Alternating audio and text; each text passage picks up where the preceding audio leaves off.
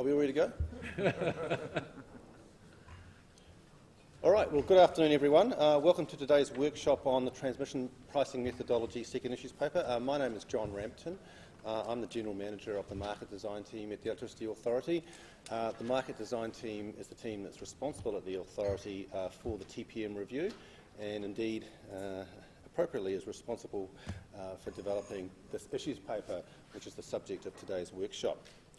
Now, before we get underway, there is a couple of administrative matters I just have to raise.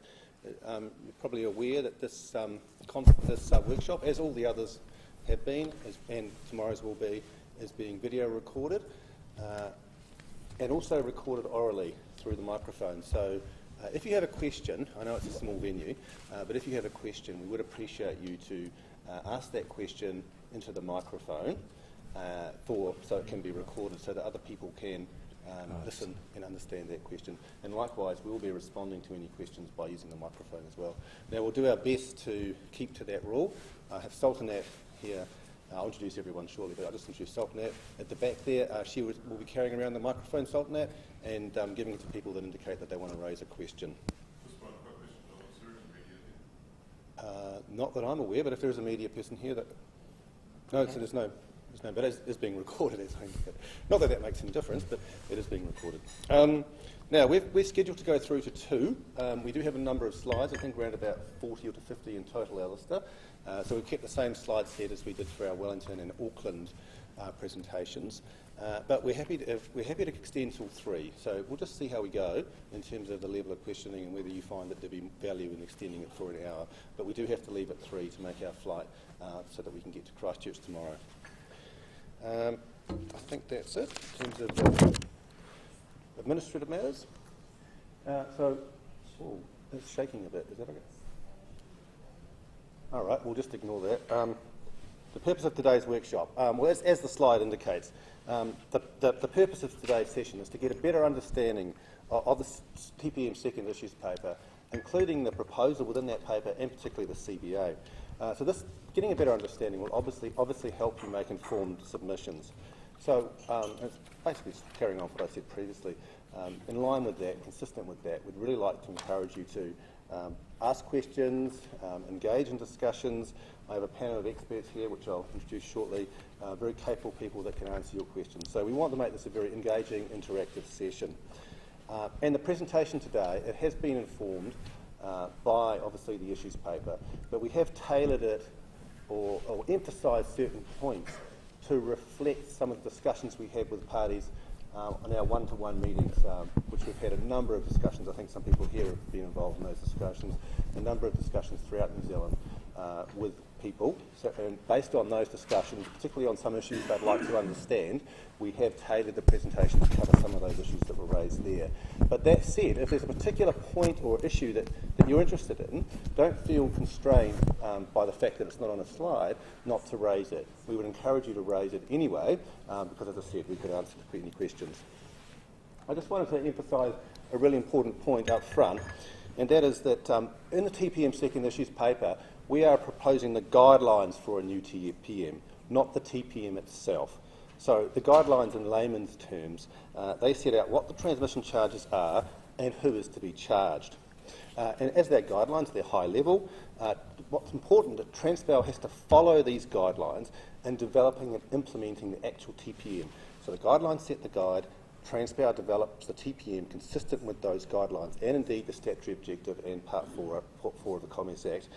So the detailed methodology will be set by Transpower, although will be developed by Transpower but approved by the authority, and that indicates how the charges will be calculated. That's a very important point to recognise and remember as we go through today.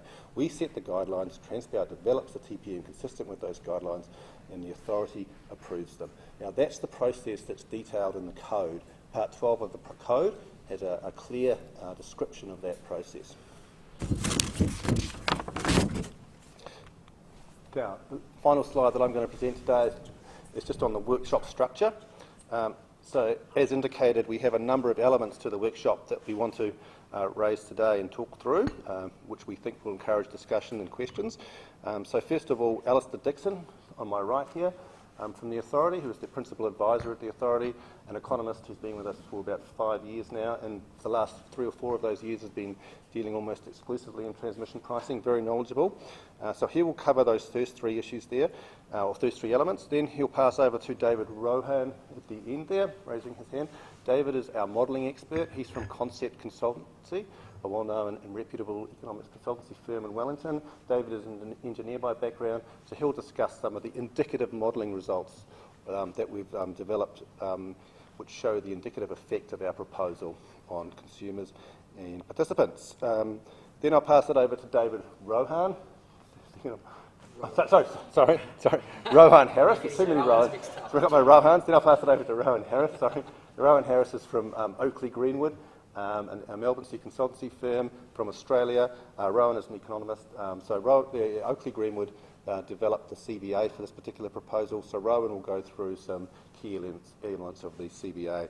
And then Roger Proctor from the authority, who's also an economist, was chief economist at the Ministry of Business, Innovation and Employment in New Zealand. Roger will discuss some issues associated with our thinking on some of the unquantified benefits that Oakley Greenwood assessed and identified in their CBA.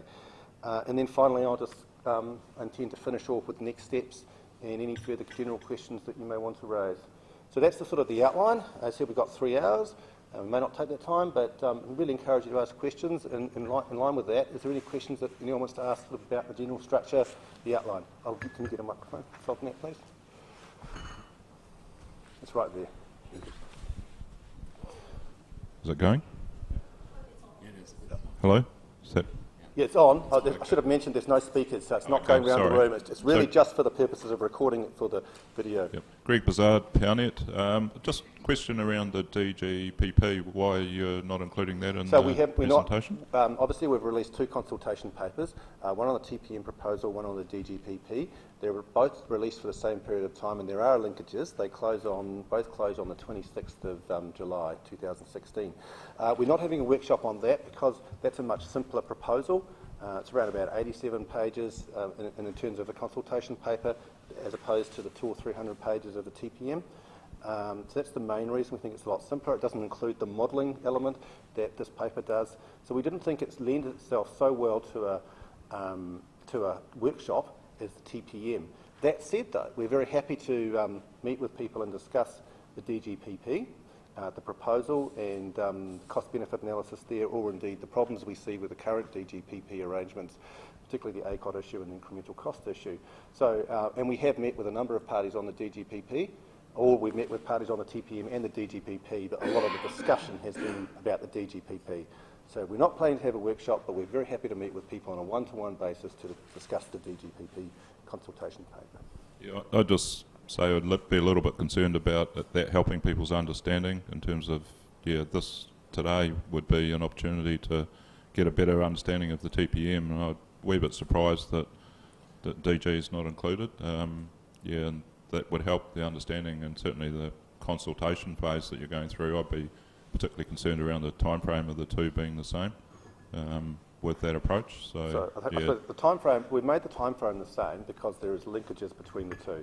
So it was considered that it's appropriate. A 10-week time frame is longer than we traditionally and normally give for consultations.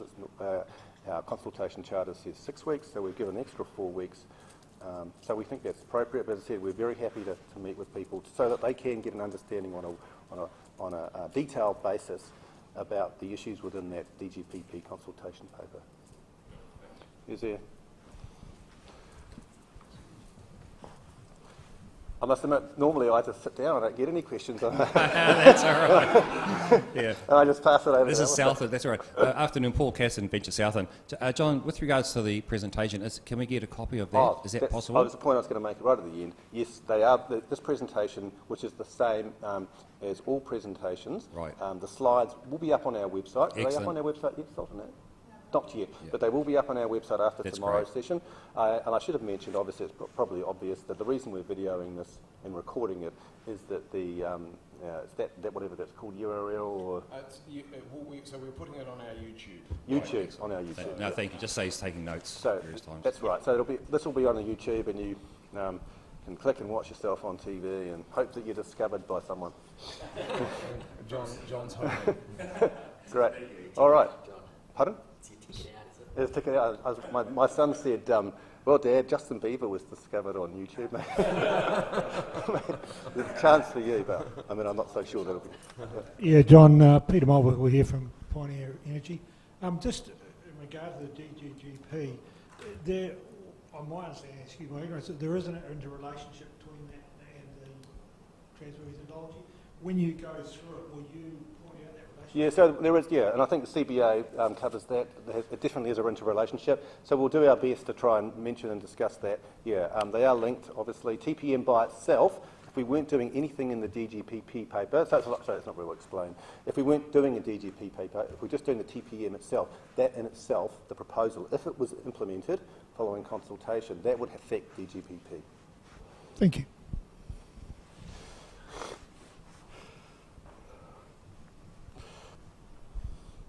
Hi, I'm Tom Campbell, and I can wear various hats, but I guess I'm here as chair of the Southern Regional Development Strategy Group.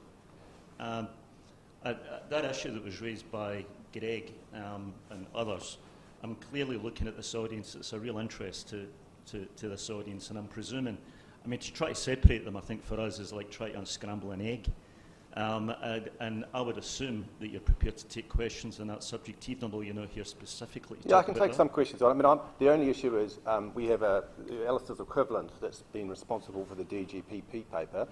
Tim Sparks, who's an economist or a senior economist at the authority, isn't here today. So I can cover it in general terms, and in some levels quite detailed, but I can definitely take some questions. And look, if there is a lot of interest, I'm happy to come down with Tim over the next few weeks and meet with you in person.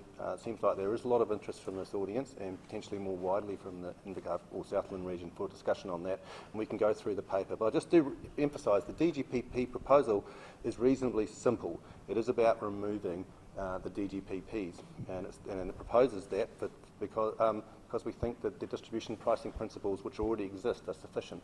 So in its concept, it is quite a simple proposal. John, just to interrupt, the lady here is a journalist, and she would like to take a few comments. Okay, well, Don't mind. do you want to wait till Alistair gets up? Or would you prefer to have me in the camera? Here's your second opportunity. Okay, no problems at all. When would you like to take a photograph? Okay, because I'm just about to pass over to Alistair, so that's fine? Okay. Unless there's any more questions on those sort of general issues which you raised today. No? Okay. I'll pass it over to Alistair from the authority who will work through the substance of the paper. Thanks, John. Okay, good afternoon. Okay, so the first thing I'm going to run through is the decision-making and economic framework. And so this is the framework that we've used for developing the authority's proposal. And if you read the options paper last year and the first issues paper that came out in 2012, you would be familiar with this framework. So the framework, it gives preference to market-based approaches, as you can see there, and an example of a market or like approach is the existing connection charge.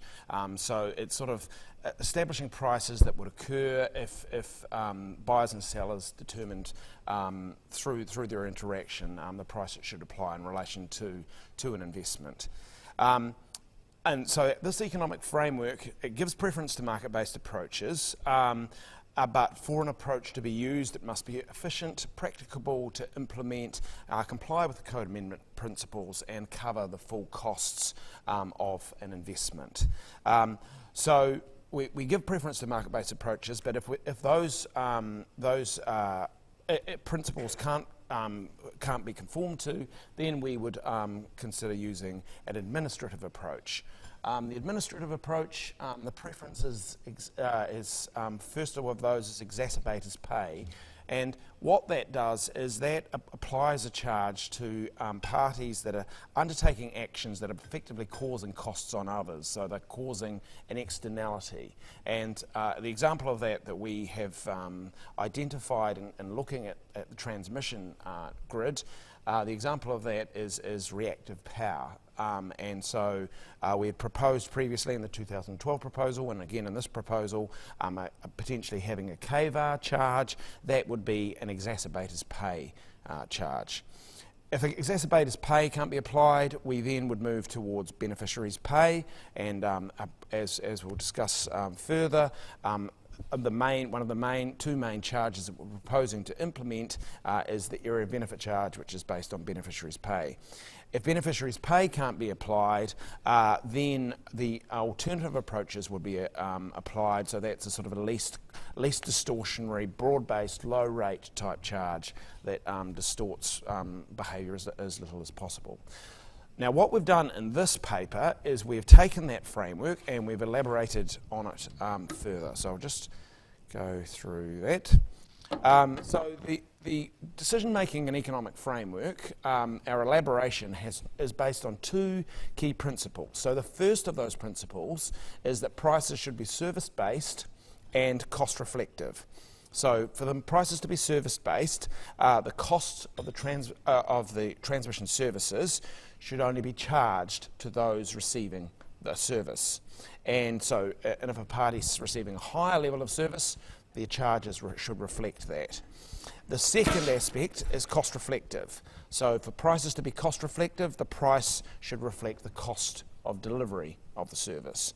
So it implies that if parties get a service improvement through a grid upgrade, they should pay the full costs of that upgrade, and that ensures their decisions are factored into the cost of the upgrade and encourages efficient timing and location of the investment. So the second key principle is the principle, and sort of a standing pricing principle, that charges should be between incremental and standalone cost, and that's effectively to ensure that there are no cross subsidies, so which would be inefficient, and this already applies to connection services. So in the case of connection services, so the way we thought about the framework was we looked at how do connection charges apply, and because our assessment is that the current connection charge is fairly efficient, and so connection charges, a connection customer faces the short-run marginal cost of using the connection, and that's the cost of losses and the cost of constraints. They can rationally ration to use the capacity, and until an upgrade's justified. They can co-optimise connection, so paying more for connection and another investment that they themselves can undertake, and they'd support upgrades when the benefit of an upgrade exceeds the cost. So we think that's providing quite efficient signals and quite efficient pricing. So the question for us was, well, could this be applied further into the grid? So when you consider upgrades of assets to interconnected grid services, so what I mean by that is the assets that are beyond the boundary of the connection assets, so you're talking about the AC, alternating current grid, and also the inter-island link, the HVDC link. So firstly, we do have nodal pricing on the transmission system. So our assessment is that it's providing an efficient price signal because it's signalling the short-run marginal cost of grid use in relation to losses and constraints, and to encourage efficient investment based on those principles that we considered earlier. You should be charging users collectively for the cost of the upgrade, the grid upgrade, so that it's cost reflective. You charge in ways that you don't undermine nodal prices by altering incentives for grid use, because you've already got that efficient signal through nodal pricing, and you're sharing costs among users in proportion to their benefits so that it's service-based. So the effect of that is that users have skin in the game, so they will take, they will identify that they are receiving a benefit from an investment, and they will advocate for or against it accordingly. They'll locate investments in generation load where overall costs are minimised, so that's promoting efficiency, and they'll advocate for an upgrade when the benefit, including a reduction in nodal prices as a result of that investment, exceeds the cost, and vice versa. Okay, so that's a sort of a very quick, I know that was high speed, run through the elaboration of the decision-making economic framework. So does anybody have any questions about that? Sure. the analysis was, Peter Mulville, Pioneer Energy, was the analysis based solely on the Transpower grid, or was it included the actually connecting grids of the network utilities? So this is just the framework, but when we were developing this framework, we considered what was the implications. Oh, sorry, I'll let you deal with that. Yeah, that's all right, no problem. We considered the implications of charging for all users of the grid. So that would be, those that are directly connected to Transpower's grid, and also within users indirectly connected to the grid through distribution networks. So what we're looking for is providing a price that's providing those efficient price signals for all users of the grid, and for anybody that would face a price signal through the transmission grid. So that's not unreasonable, because after all, what we're trying to do here is we're trying to come up with an efficient price to price transmission services. Any other questions? Okay. So I'll now go on to the problem definition. And so, as I indicated, we think that the connection charge is market-like, and we think it's service-based and cost-reflective. However, we don't think the interconnection and HVDC charges are service-based nor cost-reflective. So we've provided just a couple of examples, and some of you may have seen these before when we presented to Venture Southland. So I'll just quickly run through these two examples. So the first of these examples, and we've given a number of reasons why we think there are problems with the existing transmission pricing methodology, but these are just two of the examples. So the first of these is that under service-based and cost-reflective pricing, you would expect the lowest charges near generation. So this diagram shows the distribution of charges across the country,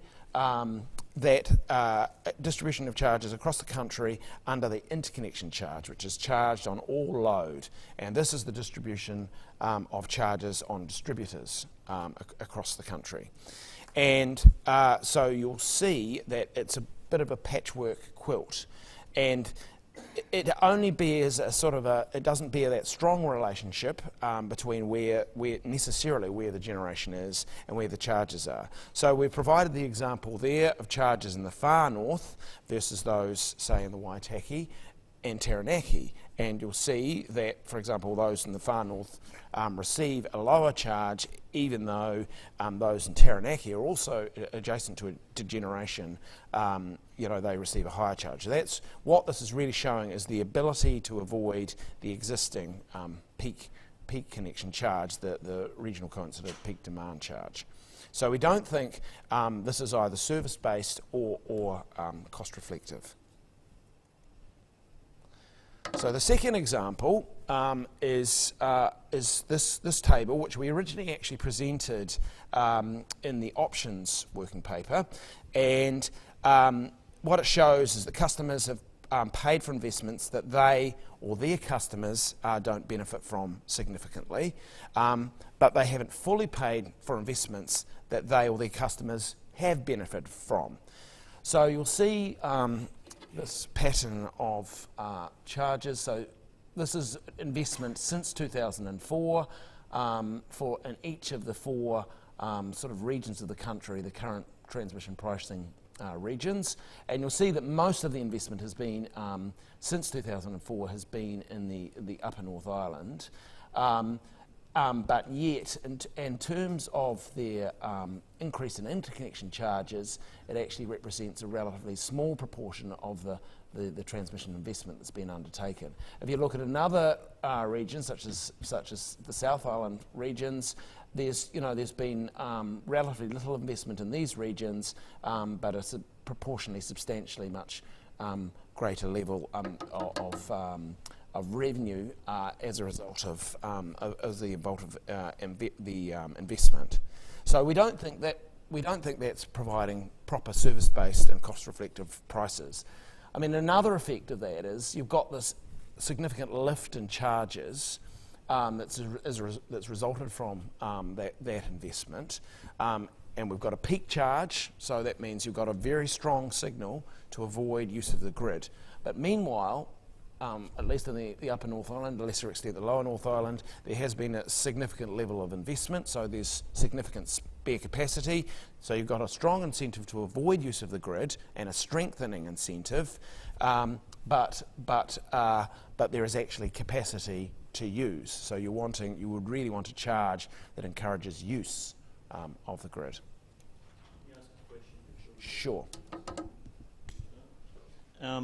The left-hand side post-2004 investment, presumably that is the investment split by geography, Yep.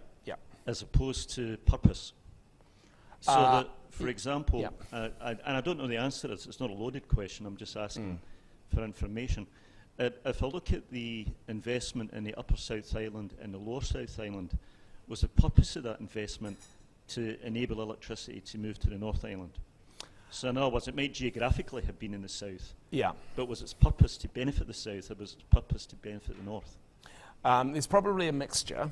So, but certainly, if I think of the Lower South Island, the major investment that's occurred, at least as I'm aware of, since 2004 in the Lower South Island is the Lower South Island Renewables project, and that was to enable power to be transported from the Lower South Island to elsewhere in the country. So it was to remove constraints in the sort of Lower South Island. So partly, this certainly isn't necessarily showing, effectively the benefit of the investment. We haven't added that calculation. So this was really just to simply show it's not necessarily the case that parties are facing charges reflecting the investments that they're benefiting from. It's really the same question, I guess, but if the purpose is user pays effectively, where the benefit lies, that's where the cost should be, then logically you would distribute costs, the TPM impact, by benefit rather than by geography. So I just wonder whether, that's something that you obviously have considered it, but if you put that aside as just too difficult, or...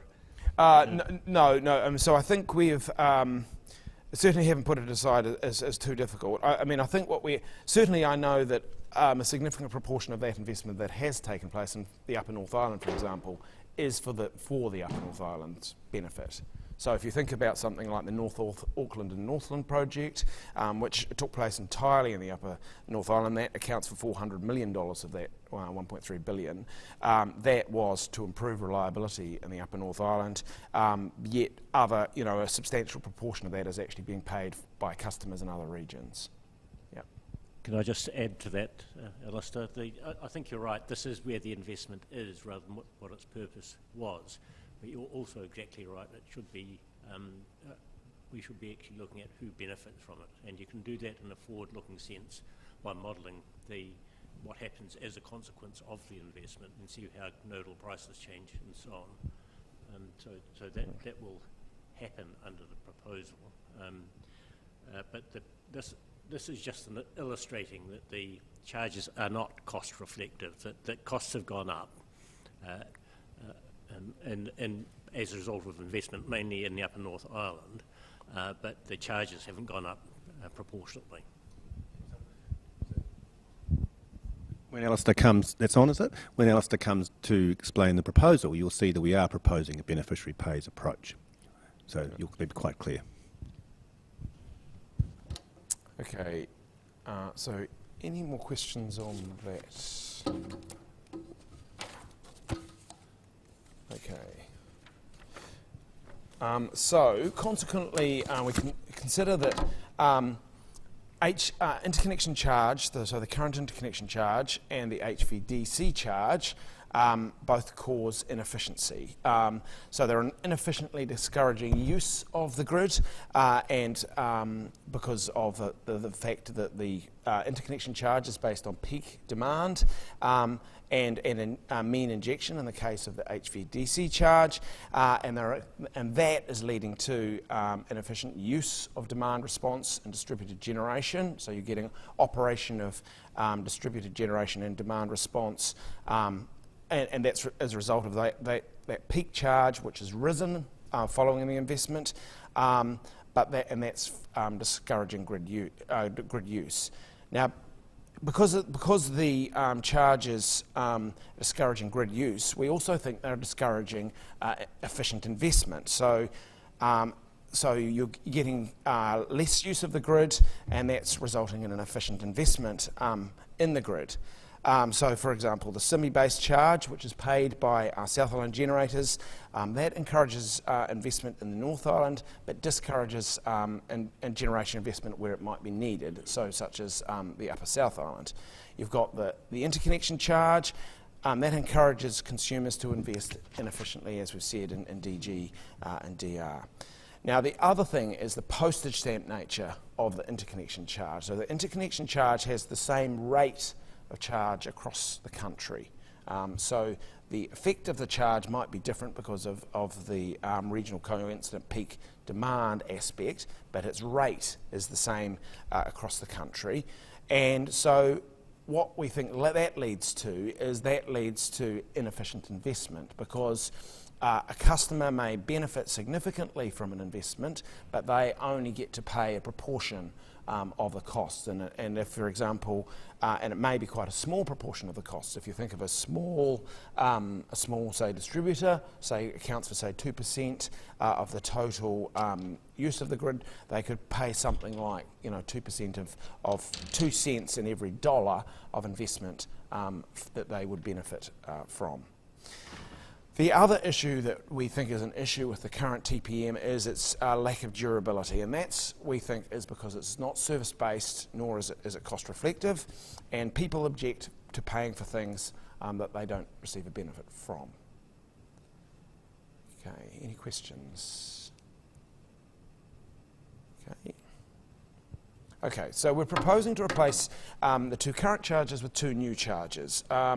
So we're proposing to allocate the costs of all grid investments to those that benefit from, and we would do that through the area of benefit charge, and then we recover the remainder of Transpower's maximum allowable revenue, which is set by the Commerce Commission. So Transpower is able to fully recover that maximum allowable revenue through a broad-based residual charge on load.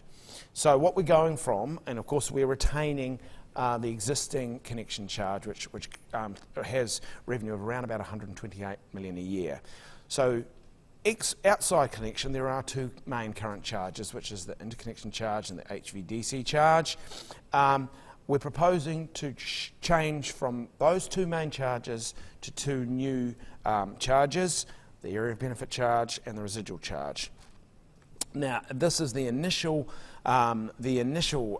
spread of charges. Now, there is a bit of an inconsistency in the numbers between what's on your left and what's on your right in terms of the current versus new, and that's because what's on your left is 2015-16 numbers, and on your right is basically 2019 numbers. It's our modelled numbers, and so you'll see that the area of benefit charge would account for around about, it's roughly about 1/3 of Transpower's allowable revenue in 2019-20, and that's simply because of the assets we're proposing that the area of benefit charge would apply to initially.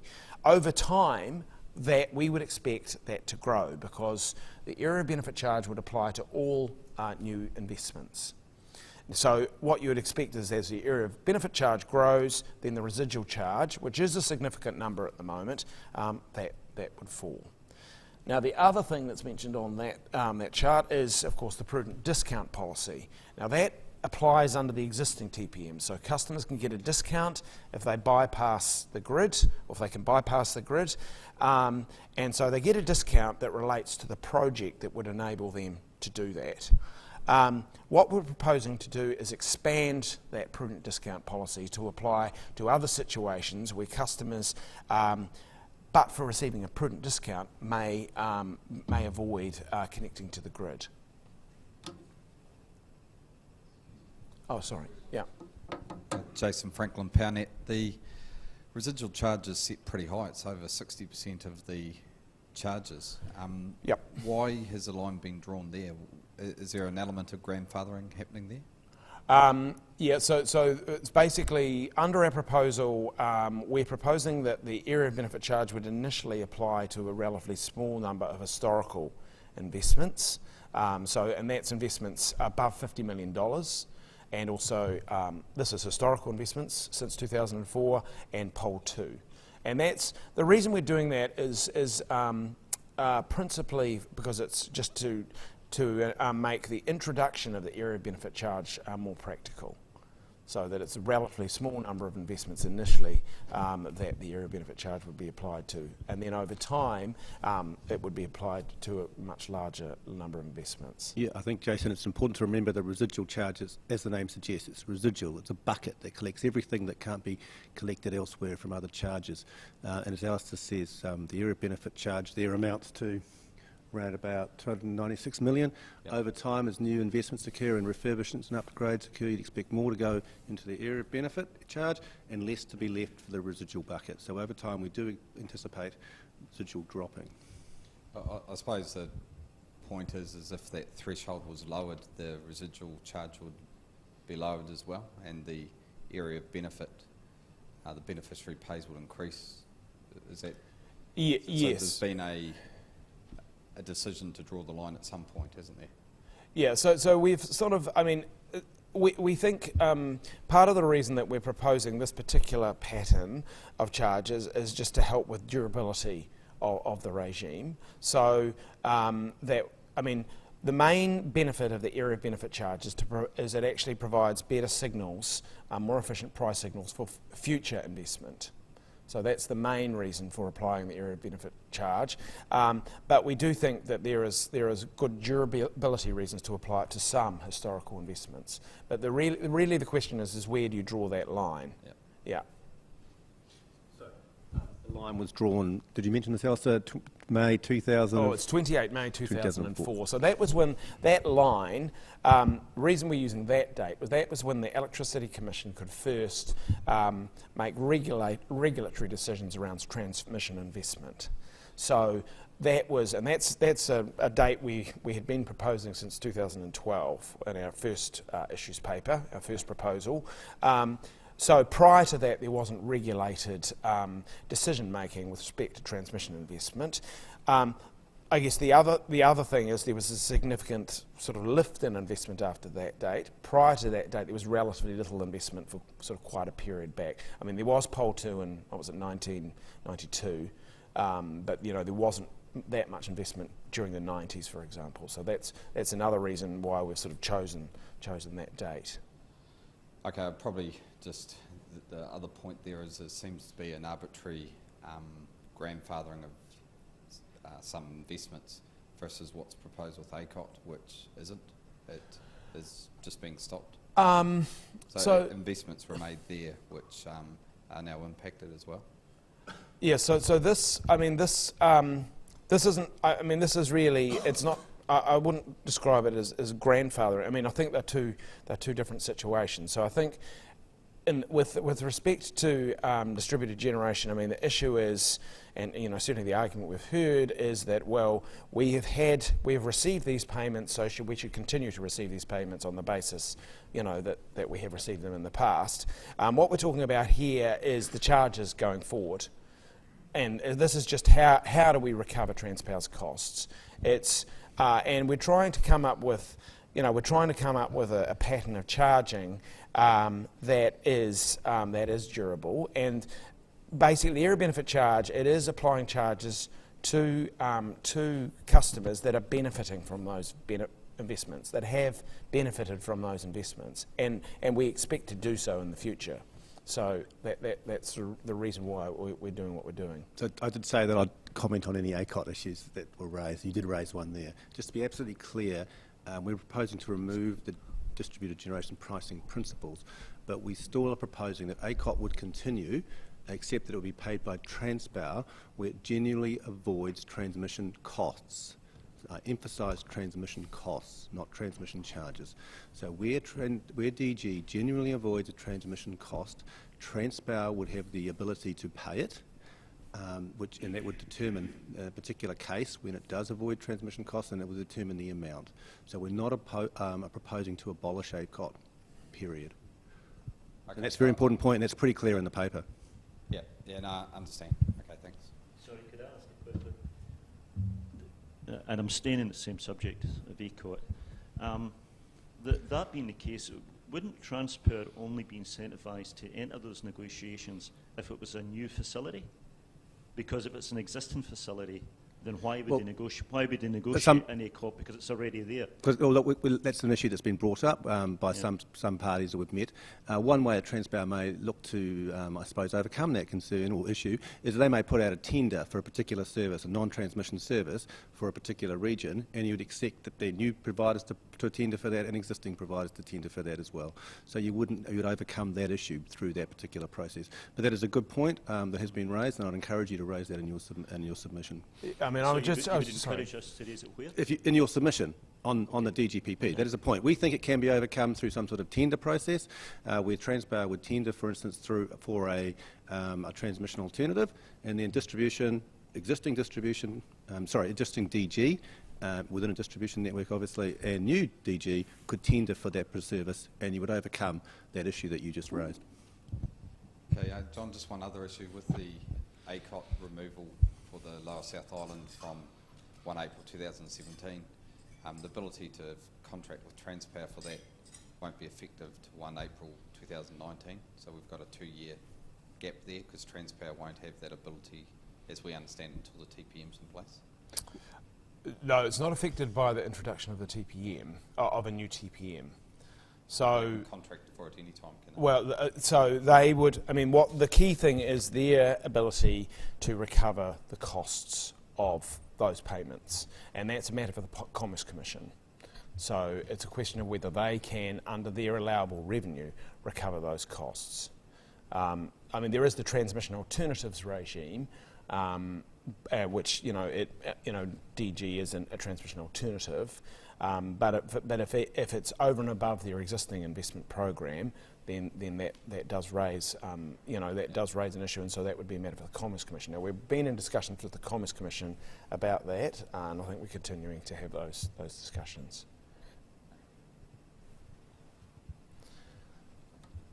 Okay. So our proposal, as I said, there's the three main charges. So the first of those is the connection charge, which we're proposing to retain, subject to possible inclusion of additional components.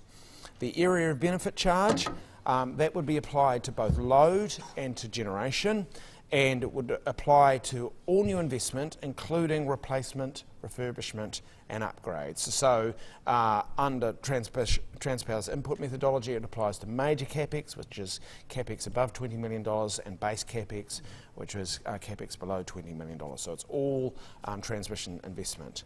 The intention is that all parties would pay the area of benefit charge that are benefiting from the investment in proportion to their share of investments share of benefits from the investment.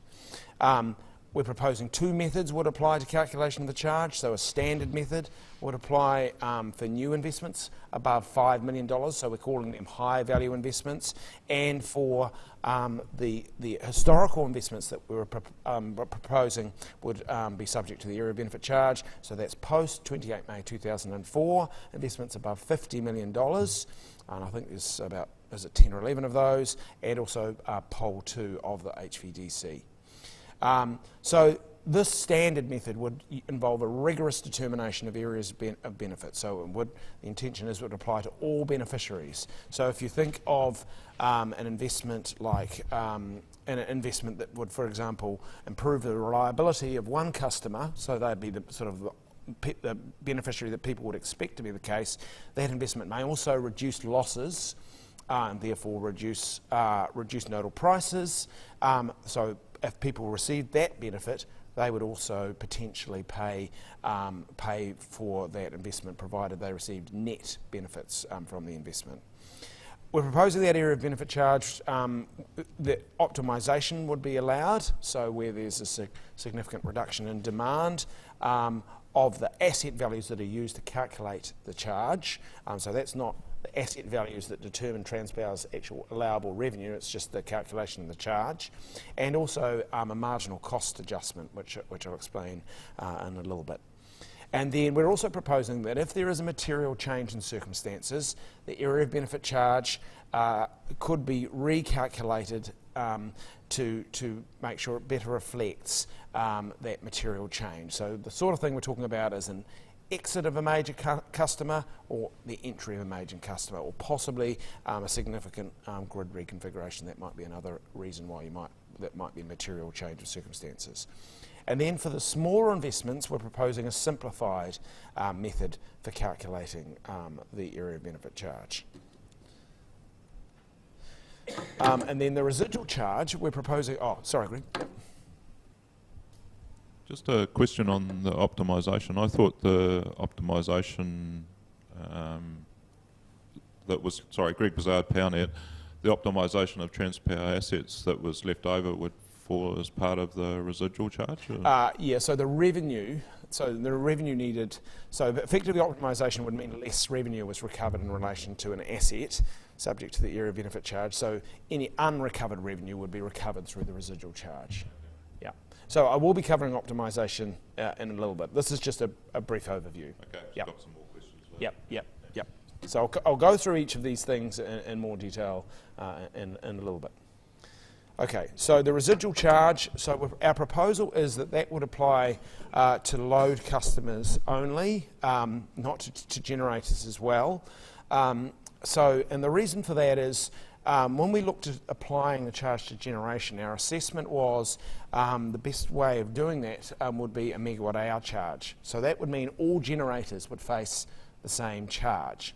And so we think that because of that, the charge would just be passed through to load customers, and the effect of that is that effectively it would be passed through effectively in the energy price. So it would actually mean that customers would potentially alter the use of the grid in response to that price signal. Now, the intention with the residual charge is not to provide any price signal. It's trying to recover the costs in the least distortionary way possible, so it doesn't alter customers' behaviour. That's the idea with it. So we don't want it to send a price signal. So for that reason, we thought, okay, it's much better to apply the charge just to load.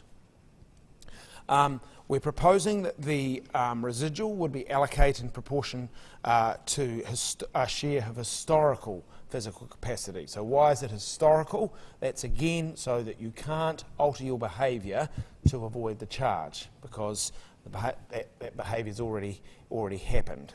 So it is, in taxation terminology, like a lump sum tax. It would, though, potentially be updated over time, but after a significant period of time, and I'll discuss that in a little bit. Where the type of the measure of historical physical capacity, we're proposing three types. One is lines capacity, one is transformers, and one is gross anytime maximum demand, and that would be a proxy for physical capacity. The residual would recover costs of investments that are not subject to the area of benefit charge, but it also covers Transpower's overhead and the operating expenses that are unallocated, and that is a significant number. So that amounts currently to around about $198 million. Now, $12 million of that is paid for by generators through the connection charge at the moment. So the proposal is that the load portion of that would be recovered through the residual charge. And we're proposing to continue that generators will continue to pay their share through the connection charge. Sure. I am going to talk about gross AMD. So that, yes, we'll explain what gross AMD means and just later. So there's, to reveal everything, there are the, did anybody have just initial questions on these main components? And as I said, I'm going to be going through particularly the area benefit charge and the residual charge in more detail in a minute. Sure. Tom. I don't know where you're going to come in the next slide, so I'll ask the prudent discount policy. I will be covering that. You're covering that up? Yes, I think it's in just very soon. Yep. Okay, so just to give you an overview of the sort of the distribution charges under our proposal. So first, you've seen this before. This is the pattern of charges under the existing interconnection charge on distributors. Now, the proposed residual charge, that's capacity basis rather than a peak charge. So, and it's historical capacity, and it has a much more even distribution of charges. The sort of, well, they look browny bits there, down there they look orange. Those areas, I mean, it's principally, I think, Electricity Ashburton is one of them, and I think it's Buller and Westpower are the other two. The reasons they have a slightly higher level of charges than other customers is because they have a relatively low load factor, so they're using relatively less of their capacity relative to the total capacity. So the effective charge is relatively high. But you can see for most other distributors it's pretty even across the country. They have also given us other reasons as well why they think their charges are high relative to others, and that's possibly because of the way things, the grid is configured at their location. So that's something we're looking into. Okay, so the area of benefit charge. So as you would have seen, most of those investments that took place since 2004. They were located in the Upper North Island, and this is showing of those investments above $50 million, the pattern of benefits is principally concentrated in the Upper North Island for the large transmission investments under our modelling. So our modelling it's indicative modelling. So it is basically taking 2014 modelling and updating it. So that's the pattern. It's probably a bit difficult to see there, but the North Island is slightly lighter than the South Island. And that is because North Island load would also, under our proposal, be paying some of the costs of the HVDC, while South Island load wouldn't be. But that would sort of reduce the charges to South Island generators in relation to the HVDC. Now the proposal, so the combination of the distribution of charges under the combination of the area of benefit and the residual charge, you'll see again that pattern. The concentration is mainly in the Upper North Island, and that's because that's the area that's benefiting from those more recent transmission investments. But you're also getting there a pattern that more reflects where the generation is, and therefore the distance from the distance between load and generation, and in fact effectively in both islands. So you'll see the Upper South Island, their charges, for example, are somewhat higher than the Lower South Island, and they're further, and by and large, from the major sources of generation. Okay, so the area of benefit charge would charge those that benefit from grid investment. So the idea with the area of benefit charge is to assess the charges based on their share of benefits from the investment over the life of the investment. So it would be prior to the investment occurring, we'd expect Transpower would calculate the investment decision, we'd expect Transpower to be making calculations of the benefit and the share of benefits, and would be indicating to parties what their likely charges were. And that we would expect them to do that prior to the Commerce Commission making a decision about the transmission investment, so they can provide an input into the investment decision process. So the charge, we think the area of benefit charge is service-based, so the parties receiving the services provided by an investment would be paying for the investment, and it's also cost reflective because the charge reflects the costs of providing that service. And we think it is actually quite an easy charge to calculate once you've calculated the benefits. And Transpower would be the party that would identify the method under a proposal to calculate the benefits. So, and we think that the area benefit charge would be beneficial to consumers over the long term because it would reduce costs to consumers by creating incentives for transmission investments to occur only when the beneficiaries of those investments are willing to pay for it. So, because the beneficiaries would be facing the costs of the investment. Now, the area benefit charge is used elsewhere, so it's used, for example, in the Midwest USA and Midwest Independent System Operator region, and also New York State, the New York Independent System Operator region. It's also used, or sort of slightly different method, but is used also in South America and Argentina and Chile. So I'll now go through the calculation of the area of benefit charge. So the charge to each customer is based on their expected their share of expected net benefits from the investment over its life. So this is net benefits. So it's the benefits they're receiving less any costs on them from the investment. So if you think about the HVDC, sometimes South Island load benefits from the HVDC when the flows are coming south. But if you think about the lifetime of the investment, the expectation would be that flows would in general be flowing north. So South Island load would be worse off as a result of the HVDC because their prices are higher than they otherwise would be. So for that reason, under our proposal, if that was indeed the case, that actually an HVDC investment caused net costs for South Island load, they wouldn't pay the charge. But if over its expected life they would receive net benefits, they would contribute to the costs of the HVDC. So it's very important to note that it's net benefits, net positive benefits. And that is different from our original proposal in 2012 where we were just charging according to benefit, whereas now it's net benefits.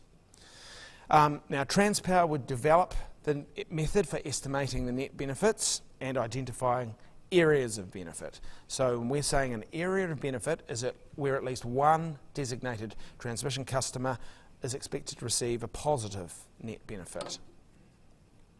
So there are 4 steps to calculation of the charge. So first, Transpower would estimate the net benefits from the investment and where they would accrue. They'd calculate the share of net benefits received by each area.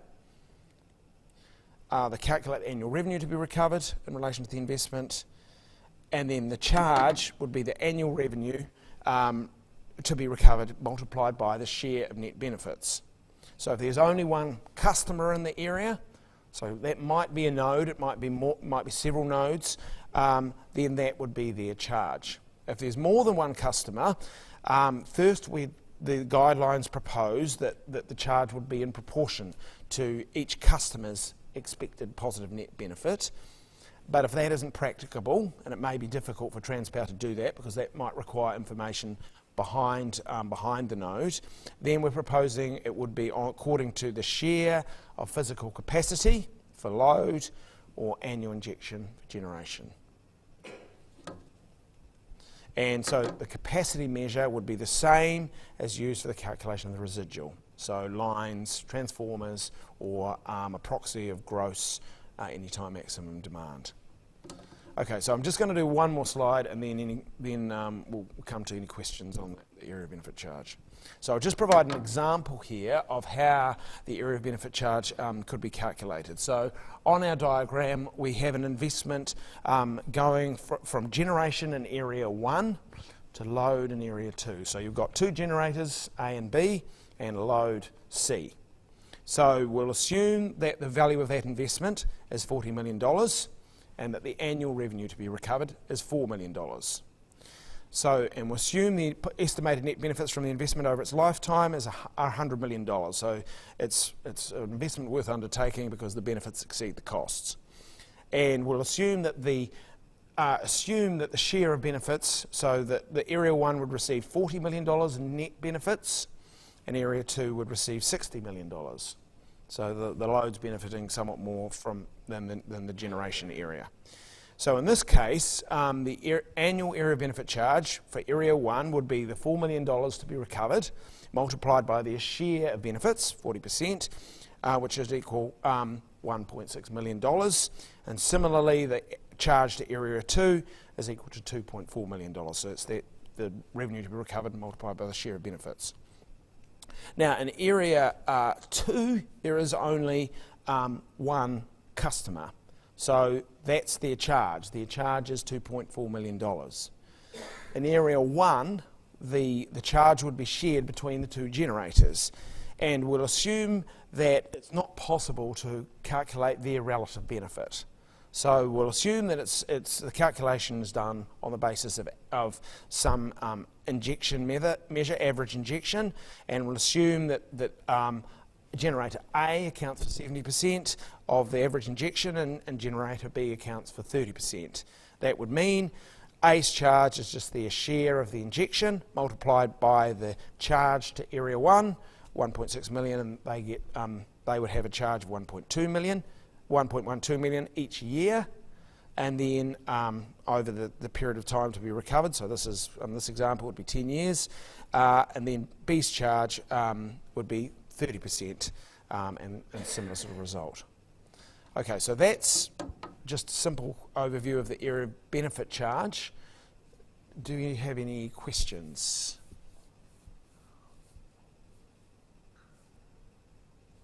I think it's fair.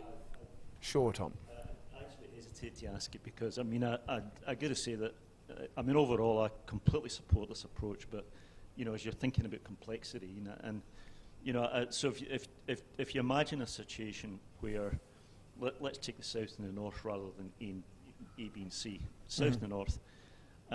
If you're looking at investment in transmission capacity between those two, yep, and Transpower have got to determine what the benefit of each of those are, and therefore perhaps look at flows. You know, sometimes, most of the time, the generation's gone south to north. Occasionally, it's gone north to south. Yep. But whether it goes south to north and north to south is to some extent determined by the management strategies of the generators with respect to lake level. Sure. Yep. Right. Yep. So how? I mean, do you expect Transpower to take account of that? I mean, it just seems extraordinarily complex, and although, as I say, I fully support the thing in the round, but I'm just wondering how, you know, a Transpower would be able to build any algorithms to determine, you know, where the benefit lies. Well, so we have sort of done a calculation of the charges, and we've used, I mean, at least you know, indicative charges, and we've used, we've used a method that's similar to the one that we've used through various options that we've considered. So it's using the wholesale market model, and it's comparing the situation with the investment and without the investment, and seeing what happens to the market outcomes in terms of flows and prices. And our modelling, what we've done is we've just looked at 2014, which covered both northward flows and southward flows. Now, we'd expect that Transpower would look at a broader range of situations and broader range of flows. And I mean, one way they might do that is look at the historical inflow sequences to get an indication of using that to predict forward patterns. And it's really just a case of we do think that is a possible option to do. Now, I mean, it's always it's doing it in a practical way. So it's a prediction of the future, and predictions, as good as they may be, they may not be absolutely right. But we think they'll be sufficiently accurate to ensure that the likely beneficiaries of the investment over its lifetime would be charged. Yep. Any other questions? All right, so we're proposing that there would be, as I said, two methods for calculating the area of benefit charge. So the standard method would apply to investments, all investments, so including new investments, replacements, refurbishments and upgrades, exceeding $5 million. And those historical investments, so that includes those historical investments and Pole 2. So the standard method would identify and charge all beneficiaries of investments to the extent practicable. So that method, we think, we would expecting that method to be sort of as robust as would be practicable. Now we're proposing that there would also be a simplified method for charging investments below $5 million. So that method needs to be simple to apply and administer, and be simple for the party paying the charge to understand why they're being charged. We'd expect that the simplified method would identify expected beneficiaries unless that compromises that simplicity of application, administration and understanding, and in which case it would just identify the customers expected to receive the majority of the benefits. So at least the simplified method would apply to the main beneficiaries. So when you're thinking about the main beneficiaries, an investment's undertaken perhaps to improve the reliability in an area, then you'd expect that the charge would at least apply to those parties receiving those reliability benefits. But it may not be practical to apply it to those that, say, received reduced losses, because that may be somewhat more difficult to identify who they were. Okay. Any questions about that particular aspect of the area of benefit charge? Okay. Now, so one of the questions is how to value investments for determining how to apply the charge. This is the valuation basis used to calculate the charge. And we're proposing that you would use replacement cost to set the area of benefit charge for new investments as well as replacements, refurbishments and upgrades. So all investments going forward, we propose it would be subject to replacement cost. So that's to ensure that charges better reflect the services provided by an asset. So if you think about an investment's put in, the service that a customer receives at the start of the investment's life and the end of the investment life, by and large, is changed very little. So it's appropriate that they receive a relatively flat charge, which is what replacement cost would result in, except to the extent if the replacement cost rises or changes over time. We are, though, open to other charging methods, and we have indicated that in the paper, so we would welcome your feedback on your views on other charging methods such as indexed historical costs. The charge would cover the capital cost of the investment, the cost of capital over the investment's life, and it would also include an allocation for operating and maintenance expenses. So it's very similar to the existing connection charge, which covers the capital cost, cost of capital, operating, and allocation for operating and maintenance. But this is sort of for those investments sort of deeper into the grid, beyond the sort of connection boundary. Now we're proposing to apply depreciated historical cost to charge for existing assets, and that's to ensure that you don't get double charging in relation to those assets So some of those assets, think of some of them have occurred a significant period of time. There has a lot of the cost of those investments have already been recovered from customers. So we're therefore proposing that it would be on the basis of depreciated historical cost. But once they were replaced, then the replacement would be subject to replacement cost. So it's still providing that correct price signal going forward.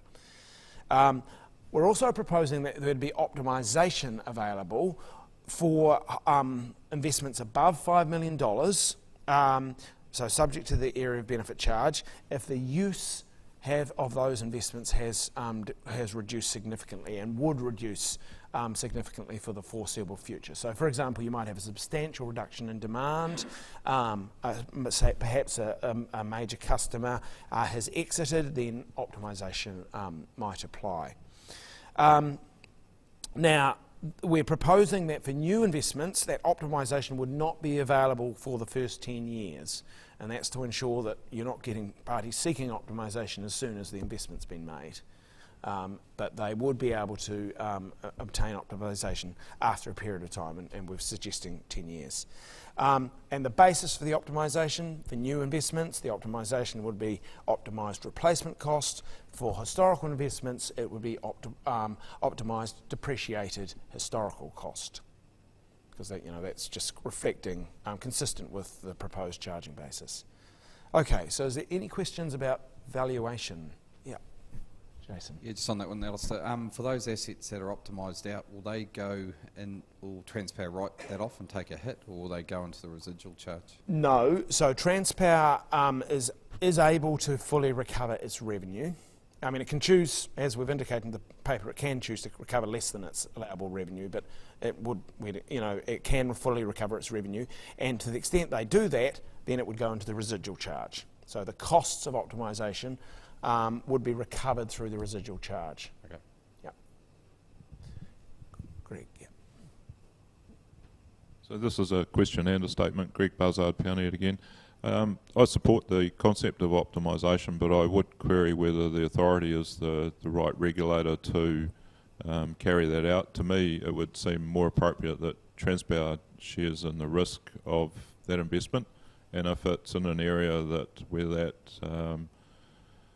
that investment is no longer needed, that they should carry that risk, and it should be the Commerce Commission that gives them an allowance for it in their weighted average cost of capital for that, and that they share in the risk. It doesn't seem to me to be efficient that the customers throughout the rest of the country should pay for a poor investment decision by Transpower in that situation. So I do support the concept of optimisation, but I'm just not too sure personally that the Electricity Authority is the right regulator to introduce it. So yeah, so I think the optimisation. So the key point, I think it's important to emphasise that we can only the TPM basically we can only design it so that it fully recovers Transpower's revenue. So the decision to recover less than Transpower's MAR is determined by the Commerce Commission. So we can't influence that. So we have to come up with a way to just fully recover the revenue. But then, so what we're focusing on is what's the efficient price to apply.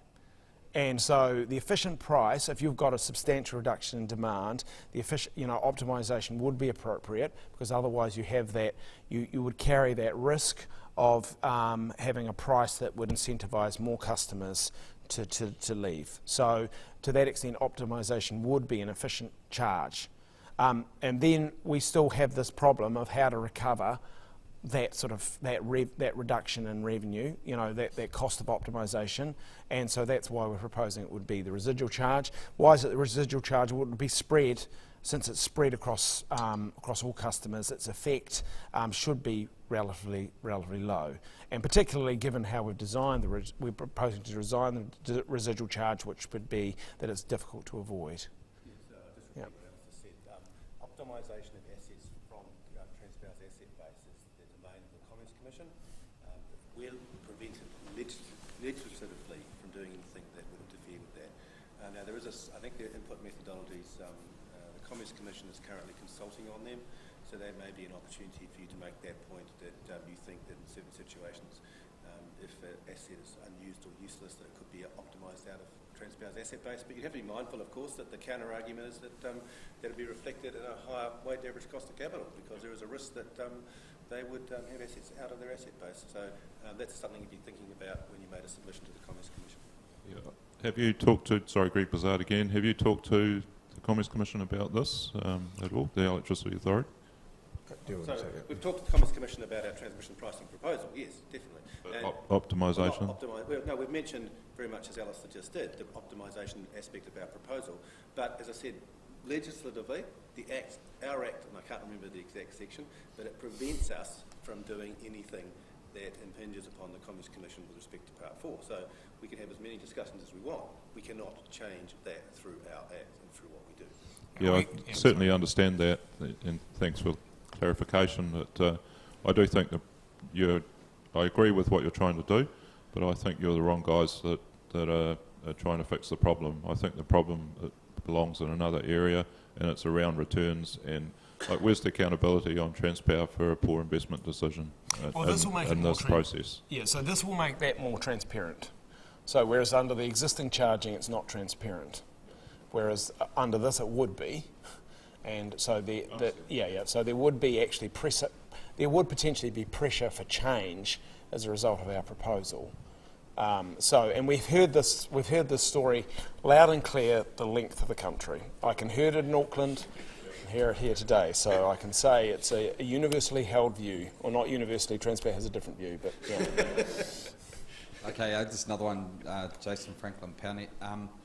The area of benefit charge thing going forwards will benefit the southern region, given that a lot of the investments are made in North Island. Yeah. I suppose the concern we've got seems to be an arbitrary cut-off between historic and going forward. We've got a 5 million versus 50 million versus a 5 million threshold. Yep. And we've got a depreciated historical cost versus replacement cost. Have you done the analysis looking at what that area of benefit charge would be if you applied 5 million back to 2004 and also replacement cost back to 2004? We certainly haven't, I don't think, we did do a number of iterations when we were developing the paper. I think we certainly did 20 million. I can't remember whether we did smaller investments. So I can't recall whether we've actually done right down to 5. We certainly did in the 2012 proposal. We certainly did model. I mean, it was a different charge, so probably not directly relevant. We did smaller investments, but I don't think we went right down to 5. Yeah.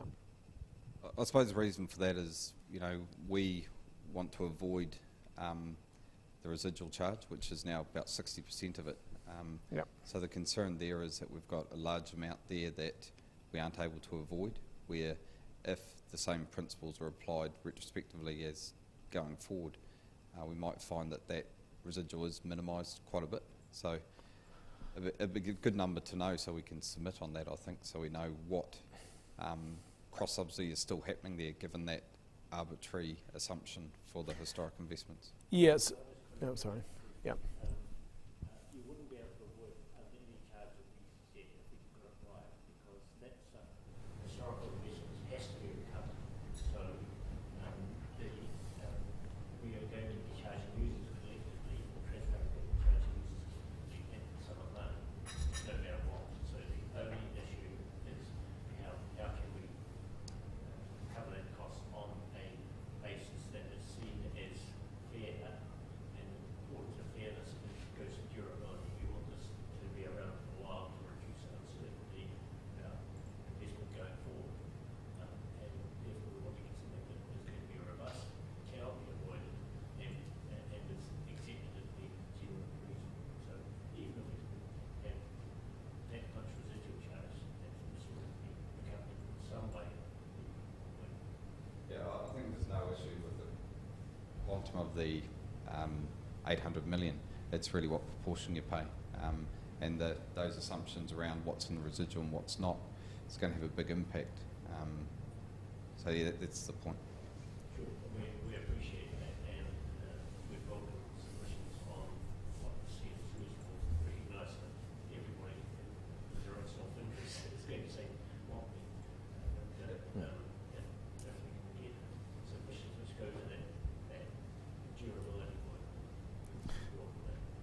it's reasonable and practical as well. So it's a question of how, if we could go, yesterday somebody suggested we should perhaps apply the area benefit charge to all investments. Well, the question is that practical to do that? At least all historical investments as well as all new. Yeah. Okay, any other questions on optimisation? Tom? Yeah, just a question on optimisation. Maybe you mentioned it when you talked about it, and I just never quite heard. You've used the word significantly rather than put a percentage on it. Significantly for me might be 5%, for somebody else might be 40%. And obviously the risk as it becomes, rather than a capacity installation charge, becomes a use charge because, which is... Yeah. So we have suggested, I didn't actually mention it, but in the paper we suggested where demand had reduced by more than 20% below, below what it was anticipated, then that might apply. And it's not just up and down, it's for the foreseeable future. Yeah.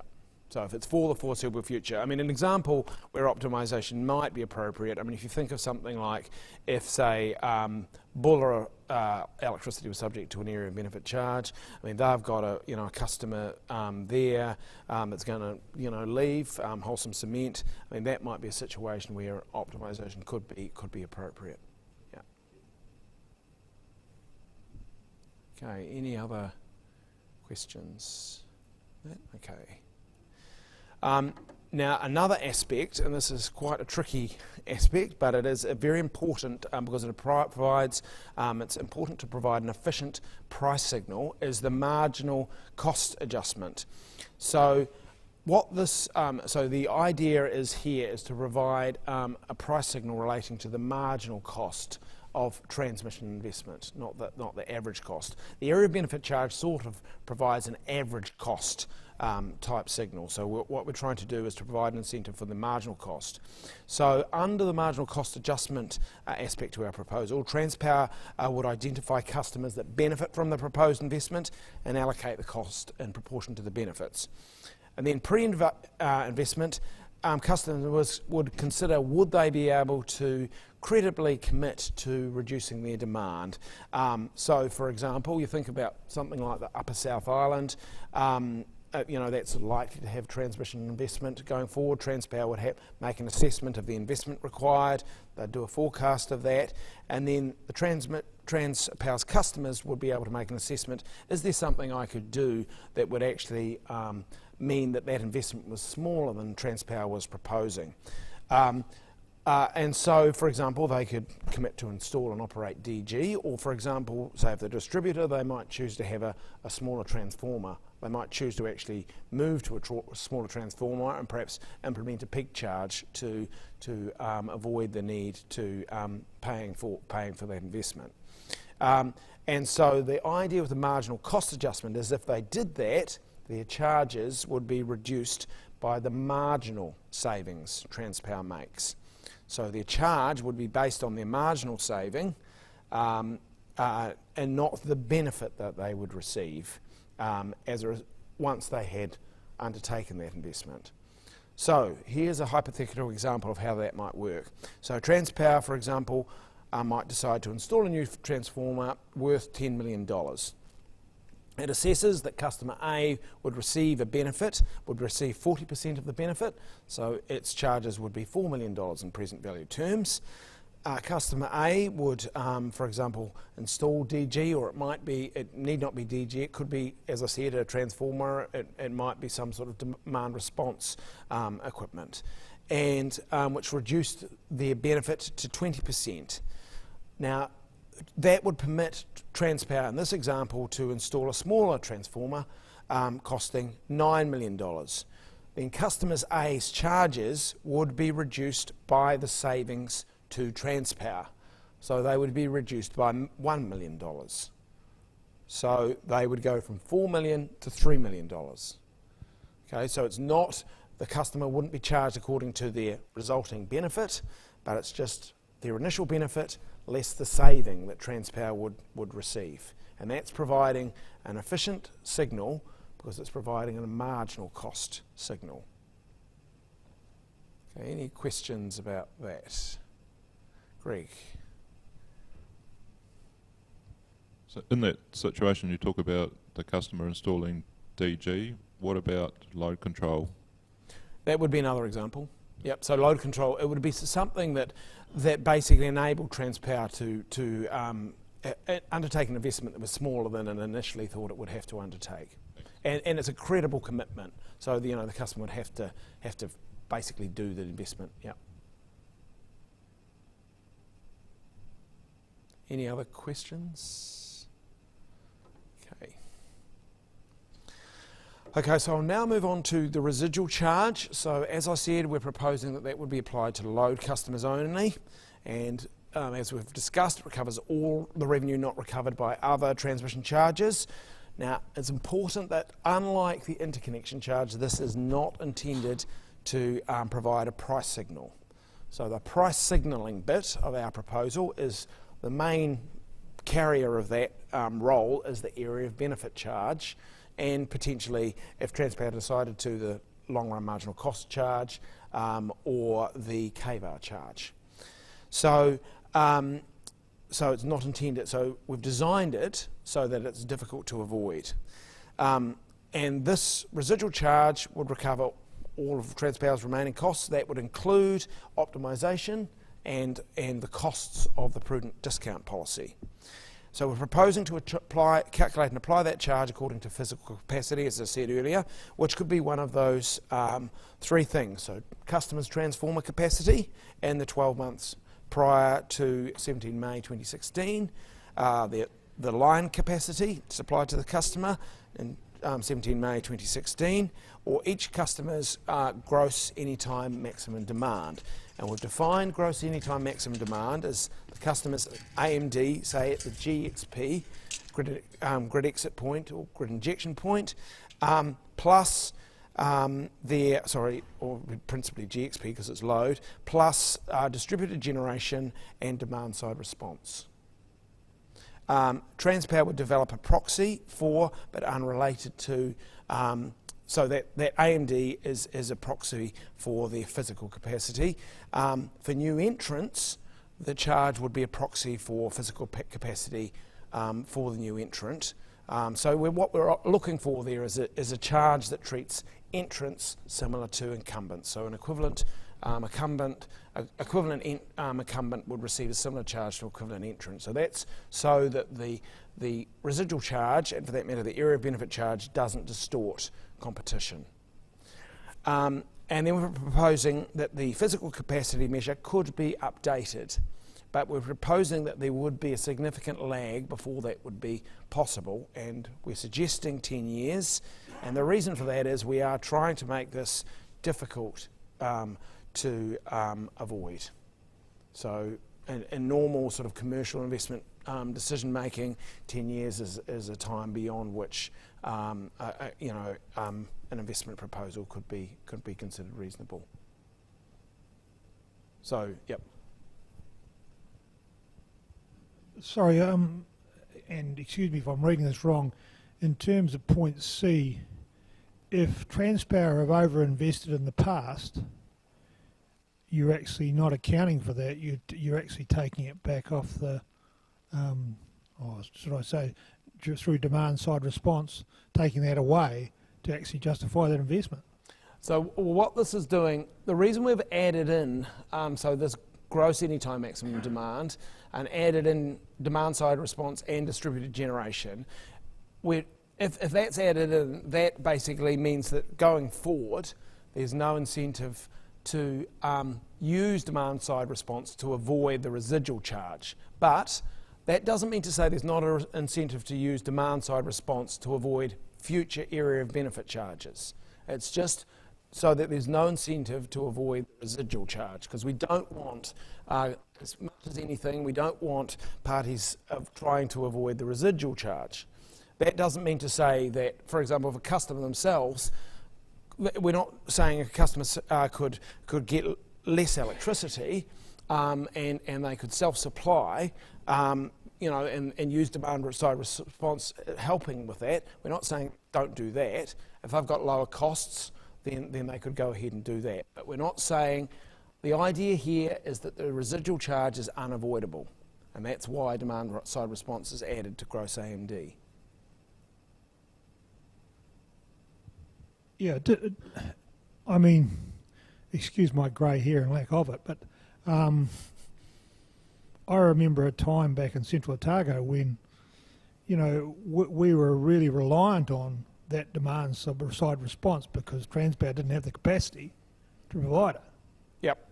And Yep. I think, you know, like there's a lot of investment, especially in that area, that went in on that basis.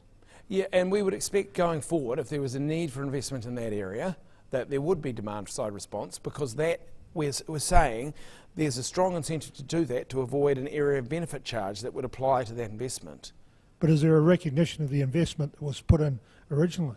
It's not. So we're saying, no, you don't put in, we're saying you wouldn't be putting in demand side response to avoid costs that have already been incurred. So historical costs, there's no point in doing that because they've been incurred. Yeah, but that could have been over-investment in the first place. Sorry, that could have That been... could have been over-investment by Transpower in the first place. Well, yeah, I mean, that's that, but that the investment has already happened. So, you know, and if Transpower's over-invested, that's an issue for the Commerce Commission to deal with in terms of how much revenue they can recover.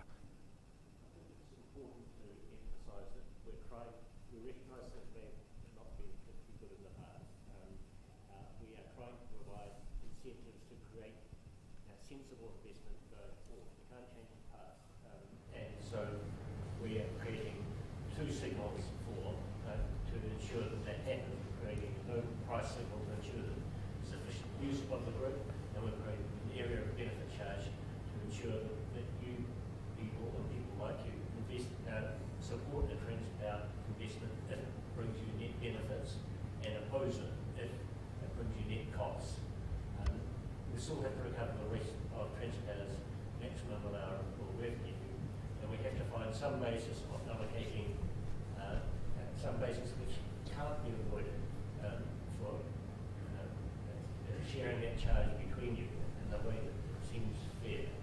And that's what this is trying to do. And as I said before, if you think this isn't fair for some reason or another, you're welcome to submission. I think fair in the sense of not durable. Yeah, fair, exactly.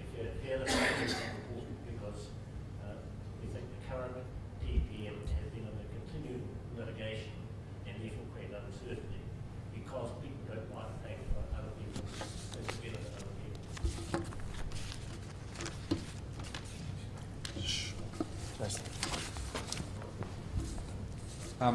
But probably one concern here is around load control.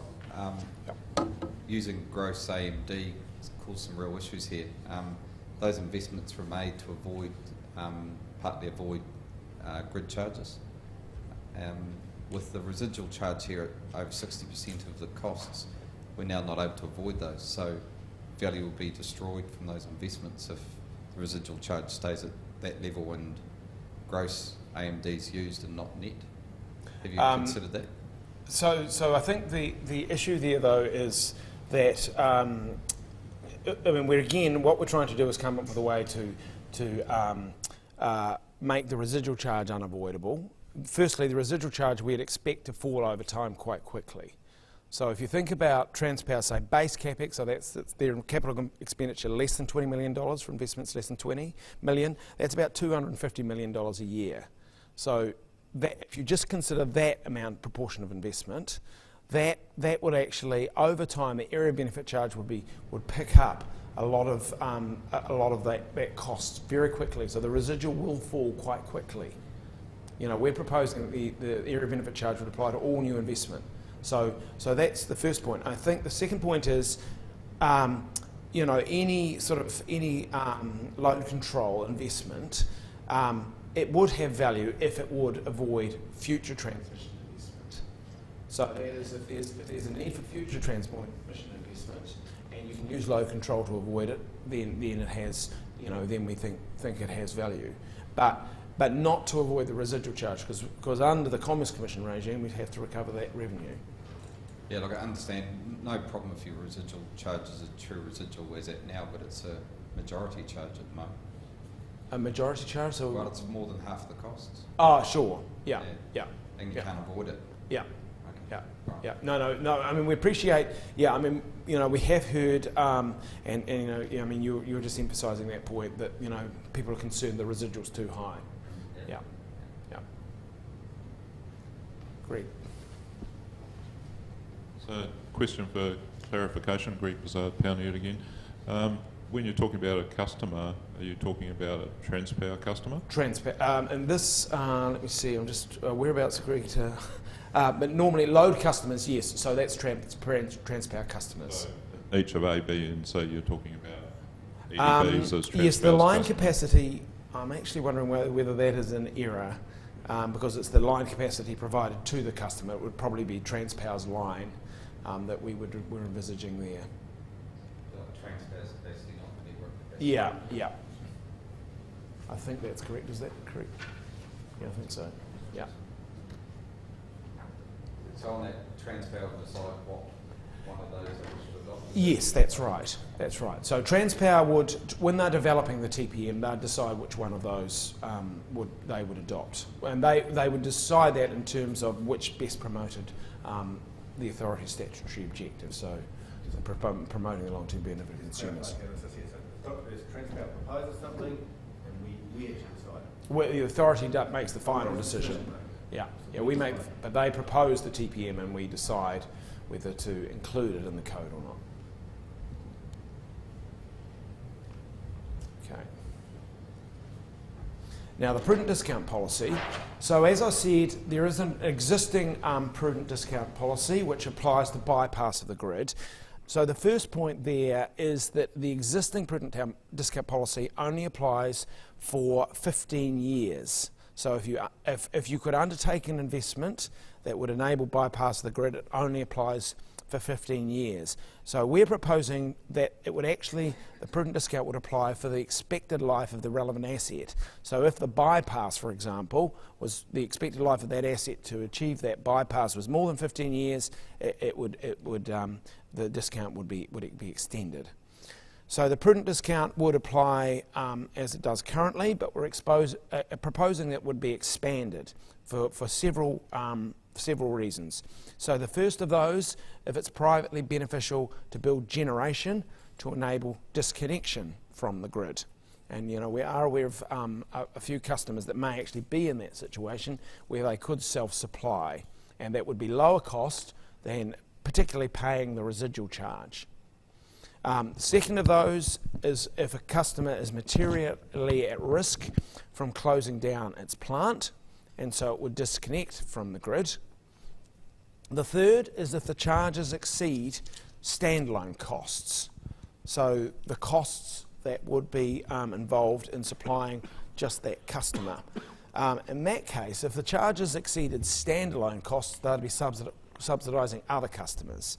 So that's inefficient. So the prudent discount could apply to address that problem. And then if a distributor was in a situation where they had a embedded consumer in similar circumstances to B and C, then they too could receive a prudent discount. In relation to just one point to note, A would also apply to distributors. So if a distributor was in situation A, then potentially they could get a prudent discount.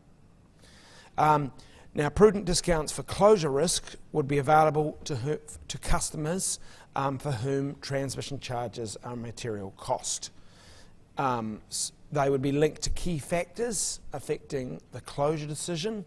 So the rate of the discount, we're thinking, would potentially vary depending on, say, the world price of the customer's output. So if, for example, the situation of the customer's output suddenly increased, then the rate of the discount would fall. So it's reflecting that sort of the situation, the risk of closure of the plant. The prudent discount would be able to be reduced or suspended if the key factors that were relied on in granting the discount dissipated for some reason. Now, one of the key questions is who would decide about B and C. So we're proposing that would be either Transpower or the authority. And what we've heard to date is that most parties think it probably should be the authority, although we have heard that we should give it to some other agency, but we don't actually have the ability to do that. So we can only, it can only be sort of, we can only give it to who we are able to, under our Act. So we were requesting submitter views on that point. Okay. Sorry, I've just got one more slide, Tom, and then I'll take your question. So just to explain the prudent discount. So why do we have a prudent discount? So it is a sort of a prudent discount. Is it really a win-win? Because if a prudent discount's applied, that avoids the higher charges if the customer exited the grid.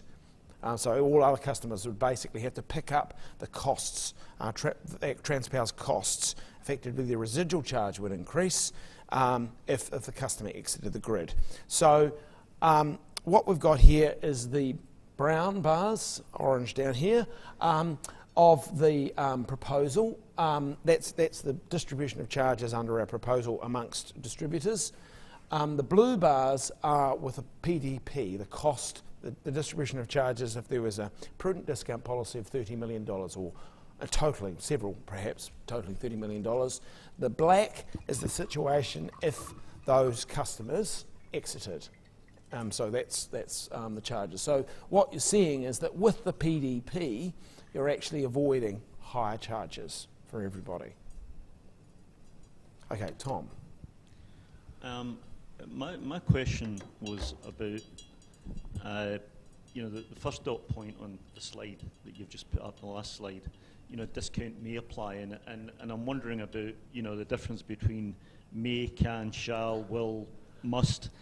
Oh, and, yeah. and whether this is something that you would see, whether it be Transpower or whether it be the authority or whether it would be something that would be within the absolute discretion, they say the authority, or would it be something where a word would be used that would...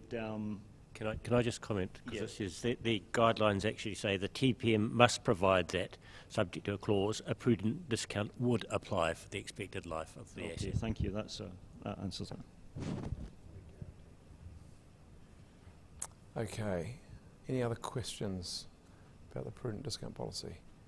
Now, I think just on timing, how are we going, John? We're about 1:45, we've got an hour and a quarter, so we're probably not too bad off time, I don't Yep. Okay, sure. But we'll just see how we go. We can cut out those slides just before you. Yeah, I've actually shifted them to the back anyway, so yeah. Okay. All right. So, as we've discussed, Transpower would have three mechanisms to discount its charges to customers. So there is expansion of the prudent discount policy, which we've discussed. There's optimisation with respect to the area of benefit charge, and there is also the potential revision of charges if there's a material change of circumstances. And if there was a material change of circumstances, then it may be the situation that the total benefit is lower, in which case there may be, there is potentially a reduction in charges in that circumstance. So, for example, if you have a major customer exit, then the remaining customers, their benefit may be less than the cost of the investment. So they would be charged up to their benefit. Okay. Now, the next, what I'm next going to discuss are the additional components of the authority's proposal. So we've talked about the main components, and those main components, the expectation is that Transpower would develop a proposal for those straight away. But we've proposed a number of additional components, and these are components that Transpower must consider whether the implementing component would promote the statutory objective. But if they don't consider that they would, then it would be desirable for Transpower to keep those components under review. So the first of those is the long-run marginal costs charge, which I'll just explain in a minute. Then there's a KVAR charge, so that's that charge that I discussed earlier about providing the right incentives for consumption of reactive power. There's staged commissioning. So these next three I'm talking about relate to the connection charge principally. Staged commissioning, charging for assets when an investment would join those assets in a loop, and allocation of operating and maintenance costs. The last of those would also apply to the area of benefit charge. Then we're also proposing some code changes outside the guidelines.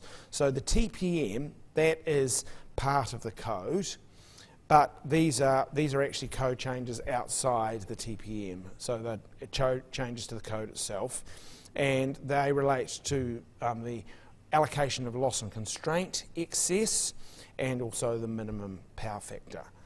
So I'll just run through each of those. So the first of those is the long run marginal cost charge. So nodal prices normally account for the short run marginal cost of the grid. So use of the grid, providing incentives for efficient use of the grid by signalling the cost of losses and constraints. So as the grid becomes congested, the average nodal prices downstream would rise. So that's what happens with nodal pricing. Eventually, those nodal prices rise enough to justify investing in the grid, because of the savings that would result in reduced losses and avoided constraints. But if the investment's triggered earlier by something else, it might actually be efficient to ration the grid use to defer the investment. So in which case, Transpower could propose a long-run marginal cost charge, and that charge, the idea with that charge is to efficiently defer the investment when nodal prices are insufficient to signal efficient timing of that investment. And it would be up to Transpower to propose the detailed design of the long-run marginal cost charge. So, if the long-run marginal cost was introduced, we expect it would be applied when there was a risk that investment might be inefficiently undertaken. So that might be because Transpower made an assessment that customers wouldn't respond to the prospect of an area of benefit charge, for that investment. So we'd expect that it would be applied to peak congestion, so that assuming that is what triggered the new investment, and it would be set to increase with increasing demand so that the investment continues to be deferred, and then removed once the investment becomes efficient and has been made. So the long-run marginal cost charge would apply prior to the investment, but once it's been made, it would be removed. So it's trying to provide a signal for efficient timing and size of the investment. And it would need to be better than actually improving nodal prices so that they better signal future transmission costs. Okay, any questions about the long-run marginal cost charge? Okay, so the next additional component I'll discuss is the KVAR charge. So this was actually a proposal in our 2012 first issues paper, and actually submissions to that were fairly supportive of having a KVAR charge. But since that time, the situation has changed quite significantly. So you'll see on the graph, they are the regional power factors during peak periods. And on all regions, there's been a general improvement in power factors. So we don't think there's actually immediate benefit from having a KVAR charge, but we're proposing it as an additional component so that Transpower, if they did consider there was an issue with reactive power, that they could introduce the charge. And that charge the idea of that charge would be to signal the future costs of reactive support equipment to address a poor power factor. So Transpower would determine where and when it applied. Now the other aspect of this proposal is amendment to the connection code, and that is to relax the power factor requirement that applies in some regions. So currently it is 1, I think that's for the Upper South Island and Upper North Island from memory, and that's an impracticable number to achieve. So we're proposing to relax that to a more practical level that provides a sort of efficient signalling of to 0.95. Okay, are there any questions in relation to this aspect? Okay.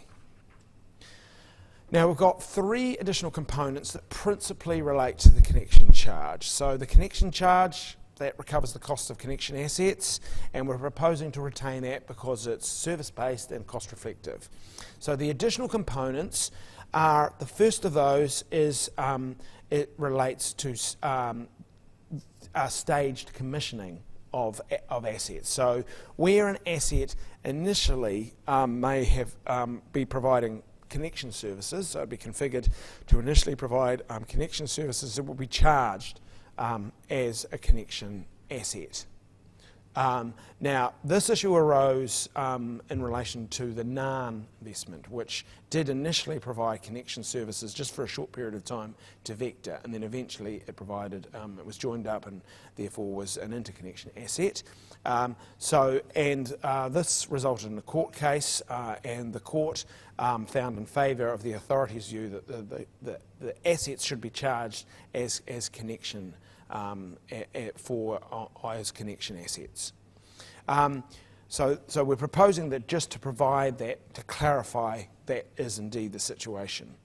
The second one relates to an investment between connection assets that would mean that the asset no longer met the definition, a customer investment, that the asset no longer met the definition of connection assets. And there are situations in the grid where it may be beneficial to the customer to undertake that investment, but would not be beneficial overall. And so we're proposing that if those assets are actually still providing connection services, they would be charged for as connection assets. The third of those relates to allocation of operation and maintenance costs. So the current connection charge uses an averaging type approach to allocation of those costs. It really averages it across all grid customers. And we're proposing that the method should be an actual cost basis. And we're proposing that this would apply not just to the connection charge, but also to the area of benefit charge. Okay, any questions in relation to that aspect? Those three additional components. Okay. So finally, we're proposing to amend the code in relation to loss and constraint excess. So loss and constraint excess is just the surplus funds that arise from settlement of the wholesale market, in simple terms, because load pays more than generators receive. And so there is a surplus funds, and this is the funds after settlement of the financial transmission rights, the FTR market. So that's after FTRs, the trading and settlement of FTRs has occurred. So currently it's allocated using rental guides that Transpower has that identifies where the LCE arises, so which group of assets does it arise, and then it's allocated proportional to the share of customers' charges. So what our proposal is that where LCE is attributable to a specific asset, and the customers are paying charges in relation to that specific asset, so it might, say, be an area of benefit charge. They're paying, say, for HVD, well, perhaps, say, the North Island grid upgrade, that would be an example. Paying an area of benefit charge in relation to that asset, then the LCE arising on NIGU would go to those customers that are paying for NIGU. And then any remaining LCE that wasn't allocated to specific assets would go into would be to go to customers paying for the residual charge. Okay, so are there any questions about this aspect? Okay. So that's actually all of the proposals. Are there any final questions just about the proposal before I hand over to David to discuss the modelling? Okay.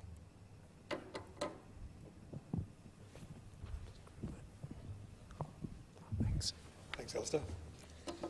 I'll be covering the modelling of the transmission charges. First we'll look at some of the assumptions and then we'll look at some of the results.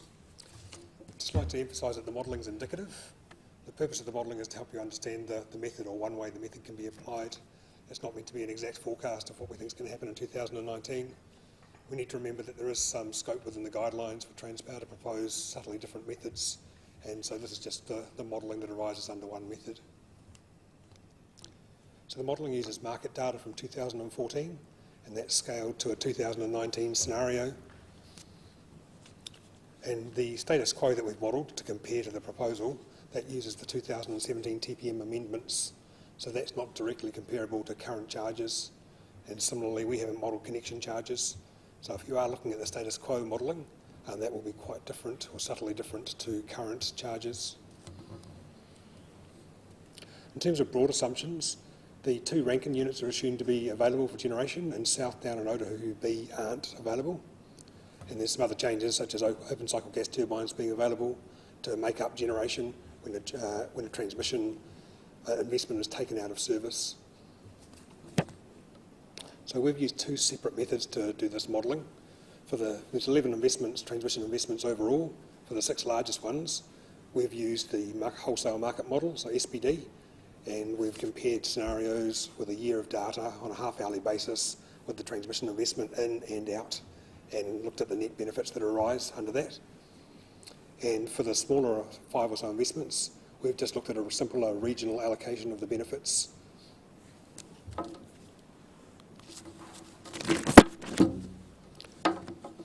So when we're looking at the VSPUD wholesale market model, we need to formulate constraints when we take a transmission investment out. And that's quite a complicated process, and we've done an approximation of that. And because of that, we've provided a sensitivity in the document on page 252, so you can see the impact of subtly different constraint levels that would apply and how that affects the allocation of charges. Now, in reality, if Transpower was using the VSPUD or SPD method, they would be able to formulate those constraints quite precisely. But because we've just approximated it, we've provided that sensitivity. There's a number of other simplifications that we've used in the modelling. The modelling assumes all transmission investments are independent. In reality, they generally aren't that independent, depending on where they are. We've only modelled 1 year of data, and that's 2014. So that has reasonably representative hydro flows, so some south flow on the HVDC, but again, it's only a 1 year snapshot. And also small embedded generation, say below 10 megawatts, isn't necessarily captured in the modelling if the data wasn't available to us. So when we're looking at, say, the allocation of the residual, and it's using the gross AMD allocator that we've used, that won't always capture that smaller embedded generation, so it may slightly underpredict the residual charge for some companies with a lot of embedded generation. Now that's a lot of caveats, but we think the modelling is indicative, particularly for the majority of for parties, those smaller customers, and where there's a lot of embedded generation or big changes in demand, there could be differences. Just moving on to some of the results. You've probably seen this in the issues paper, comparing the grey status quo charges to the proposal in orange. Now broadly we see the same shape across customer groups. South Island generation goes down and Upper North Island load goes up, but broadly it's the same shape. Now if we just look at the area of benefit charges and the actual benefit that arises from an investment compared to the area of benefit charge, we can see that in general the actual benefit derived by a customer from the investment is an order of magnitude bigger than the charge they receive for it.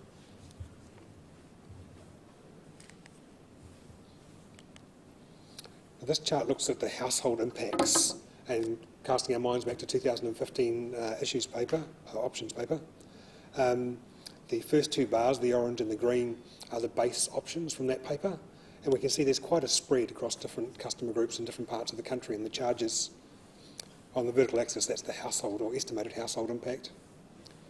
If we move on to the current proposal, in the blue and the red, we can see there's much less spread across the country.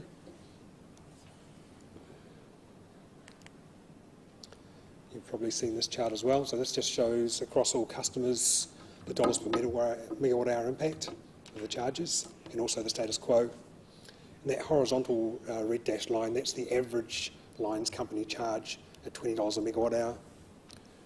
So if we just pull out a few of those and talk about those, that starting on the left here, that's electricity Ashburton. And that's going from a relatively low status quo charge up to quite a large charge, but still just under the average for lines companies.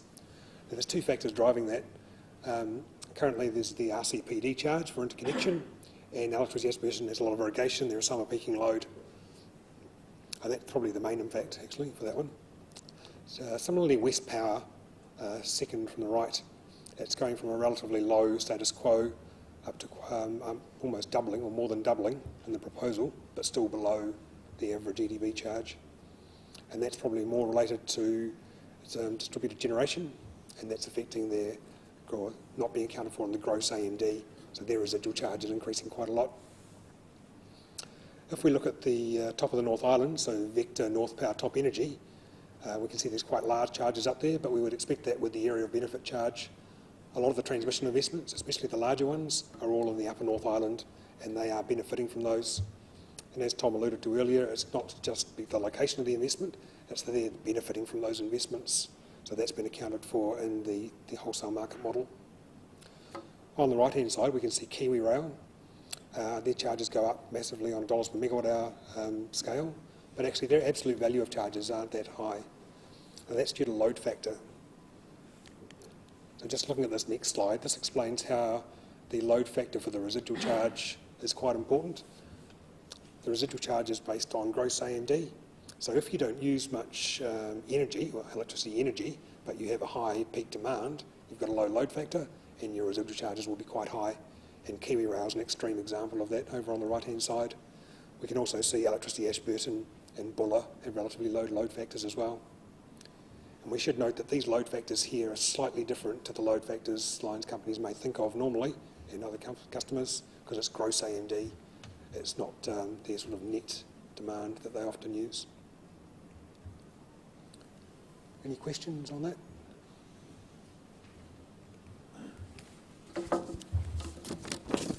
So when you talked about small distributed generation, what do you consider small that wasn't considered? Below 10 megawatts. So there may have been one or two below 10 megawatt plant that we did have data for, but there'll be a lot of small plant that we didn't have data for. So things like Amethyst on the west coast we wouldn't have had data for in Buller's network. Thank you, yeah. Just regarding, I think, well, I shouldn't talk about the other paper, but you know, in terms of one of your graphs, there's sort of something in the order of 400 megawatts in wind and hydro alone sitting out there in distributed generation, and probably a big proportion of that maybe below 10 megawatts. Sure, I think we should be clear that this is just a simplification in the modelling, but in reality when the method is applied, that lower threshold would be used.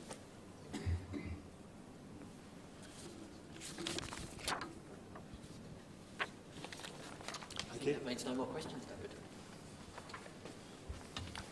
Thanks. My name's Rowan Harris. I work for Oakley Greenwood. We were engaged by the authority to undertake a cost-benefit analysis of the proposed changes. I'll get to my slides. So I've been asked to present about 5 or 6 slides just outlining our engagement. So I'll just step through a bit of background to Oakley Greenwood, just to assure you that we are a real firm and we have been around for a little bit of time. I'll talk to some of the key principles or the basis for developing the CBA. I'll talk about the key benefits that we've modelled in the CBA. That's probably going to be the most important one from your perspective. You'll probably want to understand what benefits we have modelled. But obviously doing a CBA is very complex. There is lots of uncertainty around some of the benefits. So some of those benefits we have identified qualitatively, and that means that we haven't quantified them. So I'll just touch on those, and I think Roger will follow up with the authority's view on some of those unquantified benefits as well. So here's the couple of minute sort of advertisement for Oakley Greenwood. We're a consulting firm, been around since 2008. It was set up by 3 partners, Greg Thorpe, Lance Hodge, Jim Snow, probably none of which you know. But predominantly we're an energy consulting firm, but we also do water work. We're a team of 13 consultants now. We've worked in every state and territory in Australia. We've also worked internationally, funnily enough in New Zealand, because I'm here, as well as in Hong Kong, Malaysia and a raft of other jurisdictions as well and countries. I think for the purposes of this particular assignment, this next dot point is the most important. We have a broad range of skills, so it isn't just a bunch of economists working in at Oakley Greenwood. I am an economist, but also we have chemical engineers, electrical engineers, project management specialists, and a number of those skill sets were brought to the table in actually doing this particular assignment, because it did require more than just a microeconomic skill set. It required some engineering skill sets to do some of the costings as well. So that's an important just thing that I wanted to note. Just to give you a bit of a background in terms of some of our relevant experience, we designed the first critical peak demand price that operates in the national electricity market in Australia. I actually did that when I was at a business called SP Osnet. It's a transmission business that operates in Victoria. They also own a distribution business and a gas distribution business. We've advised various distribution businesses in Australia around network pricing and network tariff strategy, so we understand a lot of the concepts. Pricing theory and or the rules around network pricing, I should say, in Australia have changed quite materially of recent times. They've codified that distribution businesses must introduce much more cost-reflective tariffs. So that's an important sort of crossover into this particular project, because we're really talking about cost-reflective transmission prices. We've undertaken cost-benefit analyses on a number of different things, including a demand response mechanism that was proposed by the Department of Infrastructure in Australia, and we've done lots of cost-benefit analysis on AMI meters, like a lot of consultants have done. So what was the basis for developing the CBA? So here I'm really saying, what were the key principles that we had regard for? These are all fairly simple, to be honest, and fairly much common sense.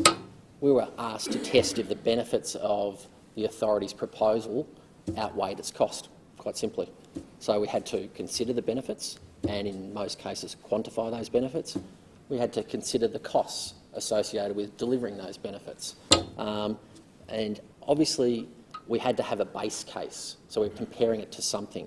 And in this case, it was the current TPM, including Transpower's 2015 review, the outcomes of that. As I said before, it can be quite complex to do these types of analysis. So in some cases, we've been able to quantify benefits, in some cases we haven't, and they've been identified qualitatively in the report, and I'll address some of those at in the last slide. The modelling has been done over an extended period, so the base case is done over a 20-year forecast period, but we've also tested the sensitivity of benefits and costs for 10 years and for 30 years, as well as for different assumptions around the weighted average cost of capital, and a raft of different input assumptions as well around, what happens if we double the costs associated with implementing the authority's proposal, what happens if the amount of CapEx was different relative to the base case as well. So that was part of the sensitivity analysis that was done, and that informs the overall view of the authority's proposal. This is the most important slide that I'll present today, and this is really just to step you through the benefits that we've quantified. So the first benefit that we've quantified in the CBA is around future investment in services or equipment that may otherwise be a substitute for transmission services. So our assumption when we looked at this task was that if you send more cost-reflective transmission tariff signals, that could theoretically incentivise efficient investments in alternatives to a transmission service. So under the area of benefit charge, that's a price signal to the market. The market can respond to that by coming up with an alternative to that transmission investment if it's cheaper. This could be through DG, demand response, or any other alternative, load control, which we've heard about earlier. So we modelled that. And we looked at that over both the short term and the long term. So these could be long-term solutions or alternatives to a transmission investment. So you might engage a DG provider to provide a long-term solution, or it could be also in the short term. So you might do something for a year or two just to defer a transmission augmentation. So this is something that happens quite a bit in Australia, where DG is used really just to defer a transmission investment. And so that can be an important benefit associated with sending a more cost-reflective transmission price. The second one is around co-optimisation of future investment in electricity generation and transmission services. So here, again, our assumption was that if you're sending a transmission price signal for assets deeper in the grid to generators, then they can co-optimise that. They can look at their costs of generation and their costs of transmission, and then they can co-optimise and look for the least cost solution in totality. So that was an important benefit that we quantified, and that was quite material. The third one is about the pricing of historical investments in the network, and this has been touched on previously. Alistair's touched on it, particularly with regards to that residual charge. That residual charge is around recovering sunk investments. From our perspective, or our assumption, is that the way in which historical investments in the network are priced will affect economic efficiency if they distort future consumption or investment behaviour, or it makes customers, or it leads to customers to make inefficient connection or disconnection decisions. So this is really about, in the latter point of view, it's about this standalone and avoidable cost test that Alistair spoke about. We want to make sure that in totality, when we look at the forward-looking costs and price signals, as well as the recovery of the historical investments, we don't incentivise a customer to inefficiently stay connected to the network or inefficiently disconnect from the network. Anywhere within those bounds, from an economic perspective, is going to lead to efficient outcomes. And the fourth benefit that we've quantified is around more efficient quantity of transmission and generation services being demanded by the market. So really our assumption here is that if there's a cost-reflective transmission price signal in the market, then that will actually flow through to a more cost-reflective retail price signal in the market, and in particular a more cost-reflective variable price signal to end customers. And the assumption is that that flows through to that variable price signal. Customers can respond to that variable price signal by changing the amount of energy that they consume and demand, and then that flows back to the amount of transmission services, or the quantity of transmission services that are required to service that demand. So that was the other benefit that we quantified.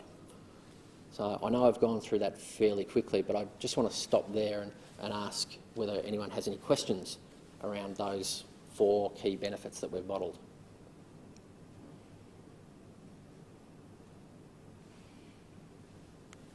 I'll go on then. This is just a breakdown of our base case assessment for the area of benefit charge. The 2 key ones that stand out are obviously this one here, the more efficient co-investment in generation and transmission services, which I spoke to earlier, and the other one was the replacement of the regional coincident peak demand charge with a charge that's based on physical capacity. So they're the 2 primary drivers of the benefits that come from the authority's proposal in our viewpoint. In terms of the regional coincident peak demand charge, this is really around what future investment decisions that is actually incentivising, and whether those investments are more or less expensive than an alternative investment, being an investment in a transmission network. And what we've found is that it actually could incentivise higher cost solutions to a constraint. So in particular, it has the ability to incentivise diesel generation, which is actually higher than an investment in transmission service. So therefore, that price signal is leading to an inefficient investment going forward in our modelling. So that's a primary driver of that outcome. May I ask, what discount rate do you use? Pardon? Discount rate? I can't remember exactly what we used, but I think it's come from your... 8%. It is 8%. It's the one we use for all authority. Thanks, Alistair. You've done sensitivities around that. And we did do sensitivities around that. I think the other important thing to note is that all of the sensitivities we did, it came out positive. So whether we doubled the cost of actually introducing the proposal, whether we halved the amount of CapEx, forward-looking CapEx, that would be covered by the area of benefit charge, whether we changed the coverage of the area of benefit charge within reason, they all came out positive. I'm sorry, can I ask? I mean, maybe you have gone further than what you showed us before, but that was a net present value to the electricity industry, including transmission and so forth. A more appropriate question is the net present value to the nation, isn't it? I would argue no, but... and I just wondered whether any thought had been given to that, because if I was INBI, right, I mean, I would want to know what the impact would be, the national impact would be, rather than the impact narrowly on that industry. Our analysis has only been constrained to the electricity industry. We haven't looked at the broader impact on the national New Zealand economy, but I would probably argue that if there are perceived benefits to particular industries about giving a subsidy or something along those lines, then it probably should be through the tax transfer system. Can I? But I might be speaking out of school there. Probably one thing that I had in mind is that when I've looked at this, and it's not only today, when I've looked at it before, it seems to me that an intended or unintended consequence is to disincentivise small-scale renewable. Now that means then that the carbon charges that are going to be borne by New Zealand as a nation are going to increase as a consequence of that, because if that happens, we're going to have to buy more credits. Well, so I would expect that sort of thing to be built into an overall model. I think if there's a policy decision around how to price carbon, then that should be factored in. But I think in terms of... Okay, can I just make one point and then just pass on to Roger? So we have to make an assessment in terms of the long-term benefits of consumers, of electricity consumers. So we are, and I think the assessment is covered in our interpretation of our statutory objectives. So we are, so it's actually, it is potentially narrower, and we've interpreted that statutory objective in terms of efficiency. So we have quite, we don't have a broader mandate than that. So it is quite a narrow mandate just to efficiency.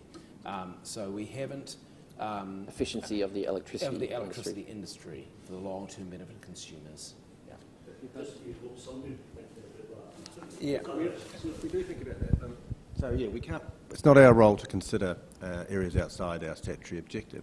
However, we do note in the DGPP paper, and we've made note at, I think it's in the DGP paper, but we've definitely made note with meetings that we've presented to parties, that most generation in the foreseeable future that is planned, the great majority, whether it's small, large, whether it's connected to the grid or connected to distribution networks, is renewable. So moving forward, renewable generation in the plan generation is renewable, planned to be renewable. The second thing, important point, is about we do have an emissions trading scheme in New Zealand, which is designed to take into account the externality caused by carbon emissions. So that's already factored into the price. And thermal generators at the moment pay for or pay a charge which reflects that price of carbon, and renewable generators don't. So that is taken into account in the electricity market. And just adding to that in a more general sense, you can never be sure. There's a theory called the general theory of second best in economics, which basically means you can never be sure, as long as there's one distortion in the economy, that it's something improving. But the general presumption is if you move to get prices broadly right, then you will get better investments, and so you'll get investments that are socially profitable and won't get investments that aren't socially profitable. So based on that, my expectation would be that the benefits outside the electricity sector would be positive, as well as the benefits inside. Sorry, just Greg Bazard again, a comment about the benefit to consumers. I guess one of the things that concerns me, and it is to do with DG, is that there are quite a few changes in the revenue and perhaps some of the costs that distributed generators are going to be getting, and I just wonder if the authority's taken into account the effect, the uncertainty that some of these changes has or could potentially take place would have a material effect on the uncertainty of investors in New Zealand, and whether that uncertainty of investors in New Zealand, because there's going to be value loss in some parts of the sector as a result of the changes, but have you actually factored that into account, that uncertainty that those investors will be placing? Will they expect a higher return as a result, and as a result the consumer will actually be paying more because of the uncertainty that's been created by value loss in New Zealand and in regions within New Zealand. I think that's true. I'll make a start and then I've actually got the microphone here. Yeah, that's all right, John. So yes, so in terms of so the transmission pricing methodology, I mean, we haven't taken that uncertain. I mean, the TPM's been under review for a long time. So it's been under review since 2009. We have had a proposal. We had a first proposal in 2012. So if, you know, there's been a lot of information about that we've been considering these changes to the TPM. And the TPM, so it's actually been, you know, it's been 7 years.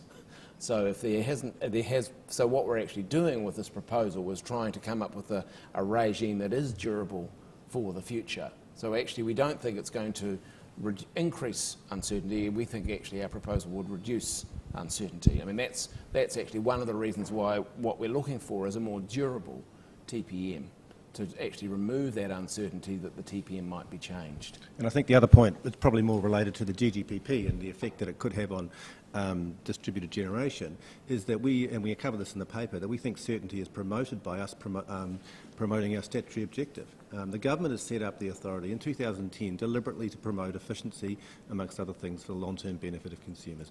We have identified an inefficiency and we're looking to rectify that. And secondly, we've identified that it proposes net benefits over the long term to consumers. And thirdly, I suppose you could make a point that the ACOT is avoided cost of transmission. So that's the scheme of the part of the code. It was the scheme of the regulations which became the code. So it's all about avoided cost of transmission. What we're proposing is that where DG really does avoid transmission costs, it'll still get paid. So in terms of the overall schema of the code or what were previously regulations, there's no real change there. Where something avoids transmission costs, it'll receive a payment.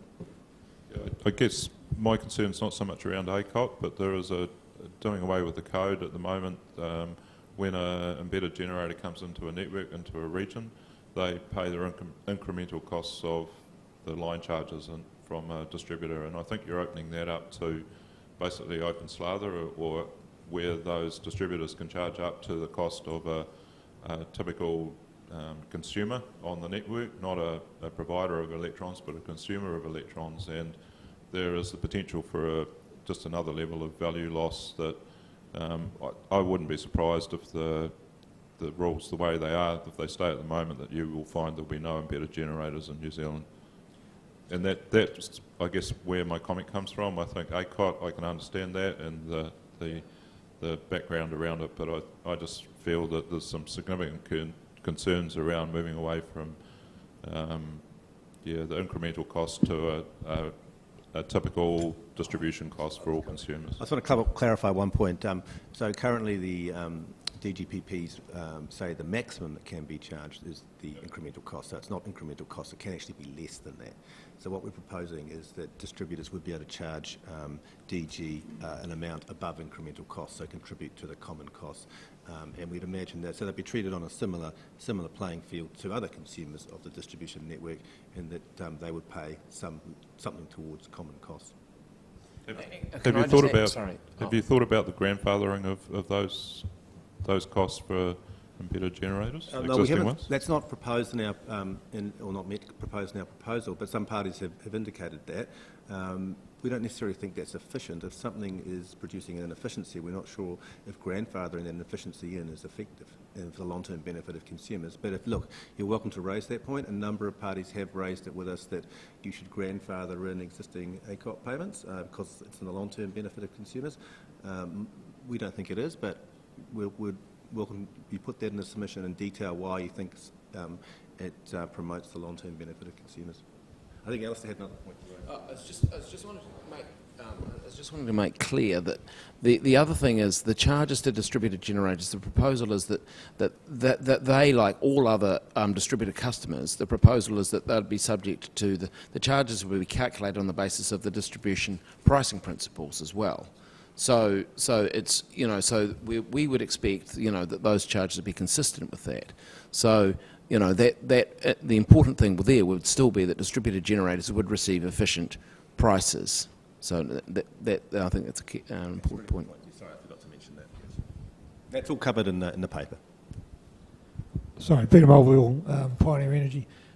Don't want to drag you into the TPP debate, but just in terms of, is it slightly inconsistent, and excuse my ignorance, but to consider the grandfathering of the costs around, or the investment in, or the acknowledgement of investment in the network, in the Transpower network, and not consider grandfathering in other areas? No, I don't think so. I can't see why that would be inconsistent. As Alistair indicated previously, we are required to, under the TPM, put in place a methodology that recovers all of Transpower's revenue. That's the legislative requirement. So we do that in a way that promotes economic efficiency. With respect to DGPP and distributed generators in particular, what we have to do is come up with an approach which promotes efficiency. We think the current arrangements promote efficiency, so we're proposing changes. We don't think there is a necessarily consistency there, because prima facie we don't think grandfathering with respect to DG is efficient. ACOT payments is efficient, but as I just said to Greg, if some parties think otherwise, we'd welcome your submission on that.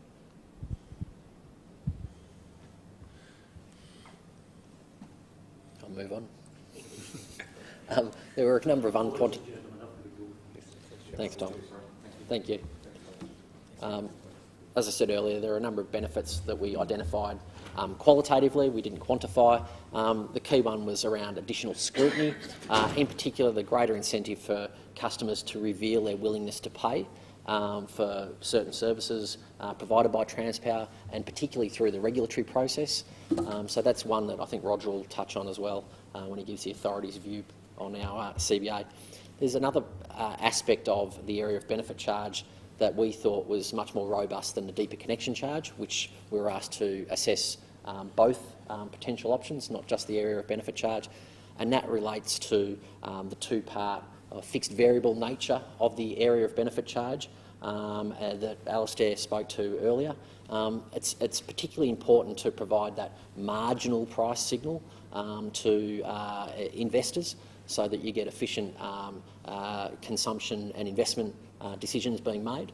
So as Alistair pointed out earlier, the area of benefit charge just on its own sort of sends an average price signal around an investment, but really what we want to do is to send a marginal price signal. So what's the impact on Transpower's costs if someone was to make a change to their demand? What would be the marginal impact? And make sure that that's the price signal that is sent to the investment community to encourage efficient substitutes for transmission investments in things like demand response, distributed generation.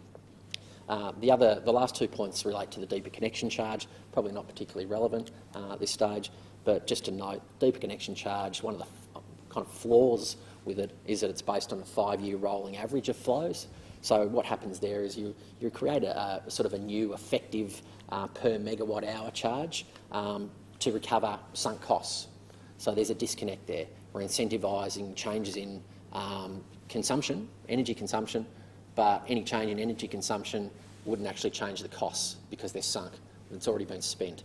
So that's an issue with the deeper connection charge in terms of how it's structured.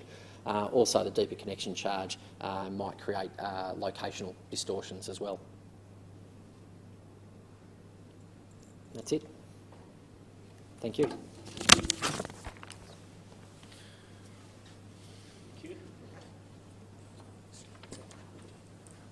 I'm just going to briefly comment on the OGW briefing. I'm not sure where the computer is, so I'm going the wrong way, aren't I? The first thing to note is it is an independent analysis. All these sorts of analyses involve a lot of professional judgment, and so you would reasonably expect if another person did the analysis, they would come up with a different number. Having said that, we think that the study is a reasonable assessment of the benefits and costs of the proposal, and that is reinforced by the sensitivity analysis. The Oakley Greenwood one, under any reasonable assumptions you can think of, you get substantial positive quantified benefits. So the other point that we would like to make is that we think the unquantified benefits are larger than the Oakley-Greenwood sensitivity suggests. I just want to go through those briefly. One of the big ones we think is the improved scrutiny that we'll get of proposed transmission investment and proposed replacement investment as a result of this proposal. As has been said, that those who get the benefits pay the full cost and others pay nothing. It's not spread across all users like now.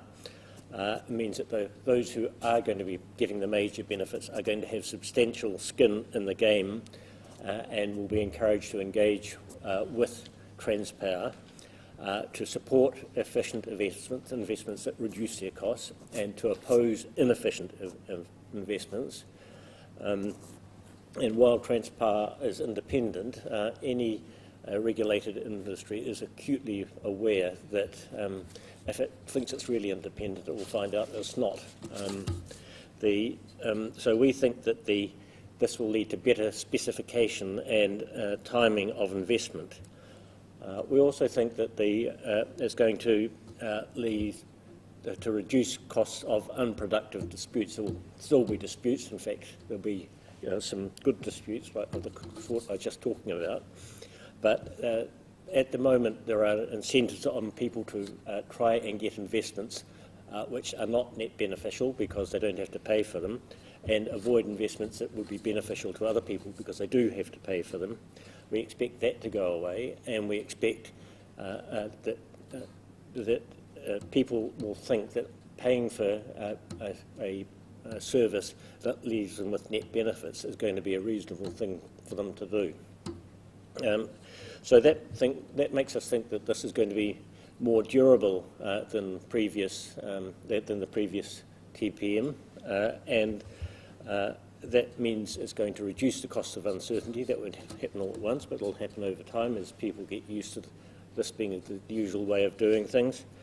There's a couple of other benefits. At the moment, some customers paid nothing for use of the transmission services, and that's clearly inefficient, and it's going to encourage inefficient entry. With this TPM, that will be much more difficult, and so we think we'll get more efficient entry and exit than we would have under the current regime. And lastly, the benefits are modelled for a 20-year period, and the OGW sensitivity analysis shows that if you extend that to 30 years, the benefits increase substantially. And as you all know, transmission investments typically last a lot longer than that, so we think the benefits are going to be even bigger than the really substantial benefits that OGW has modelled. That's our views of that. Are there any questions?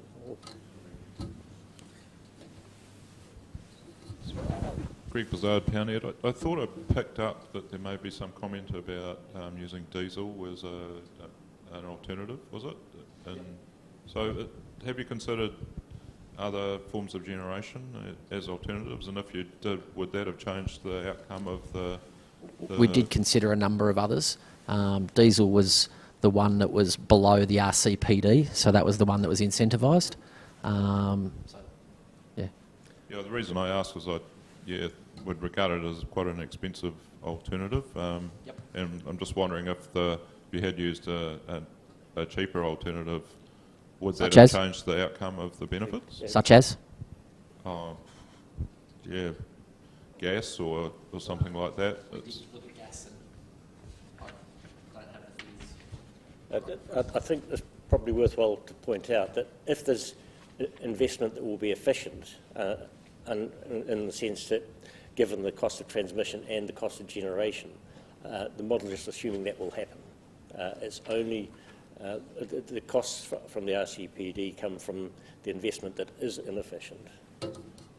So that the merit order will proceed as it should. Yeah, I don't profess to understand how it's worked out, but I'm just curious that you mentioned diesel and perhaps not other We looked at alternatives. diesel, recip, natural gas recip, storage, as an alternative, demand-side response. So demand-side response is much cheaper in our model, so that gets incentivised. But diesel also gets incentivised through that RCPD, but the diesel cost is greater than the transmission costs in our model. There's one point that's really important about this. That diesel has to run only for the 100 half-hour periods, and it's not assumed to run for any other period except it runs for 200. Yeah, we've assumed that it runs for 200 to hit the make sure 100. it gets 100 half hours it really can't for the RCPD. So the fuel cost is a relatively small proportion of the total cost. So that's why you wouldn't be doing things which have got relatively high capital costs.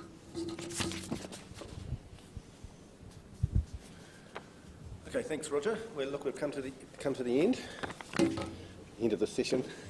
So the last slide I put up here is the next steps. The key point, I think, obviously, is the submission closes. Sorry, I should have mentioned right up front, this isn't just next steps for TPM, this is next steps for the Distribution Generation Pricing Principles consultation paper as well. So we've allowed a 10-week consultation period, and submissions close on the 26th of July.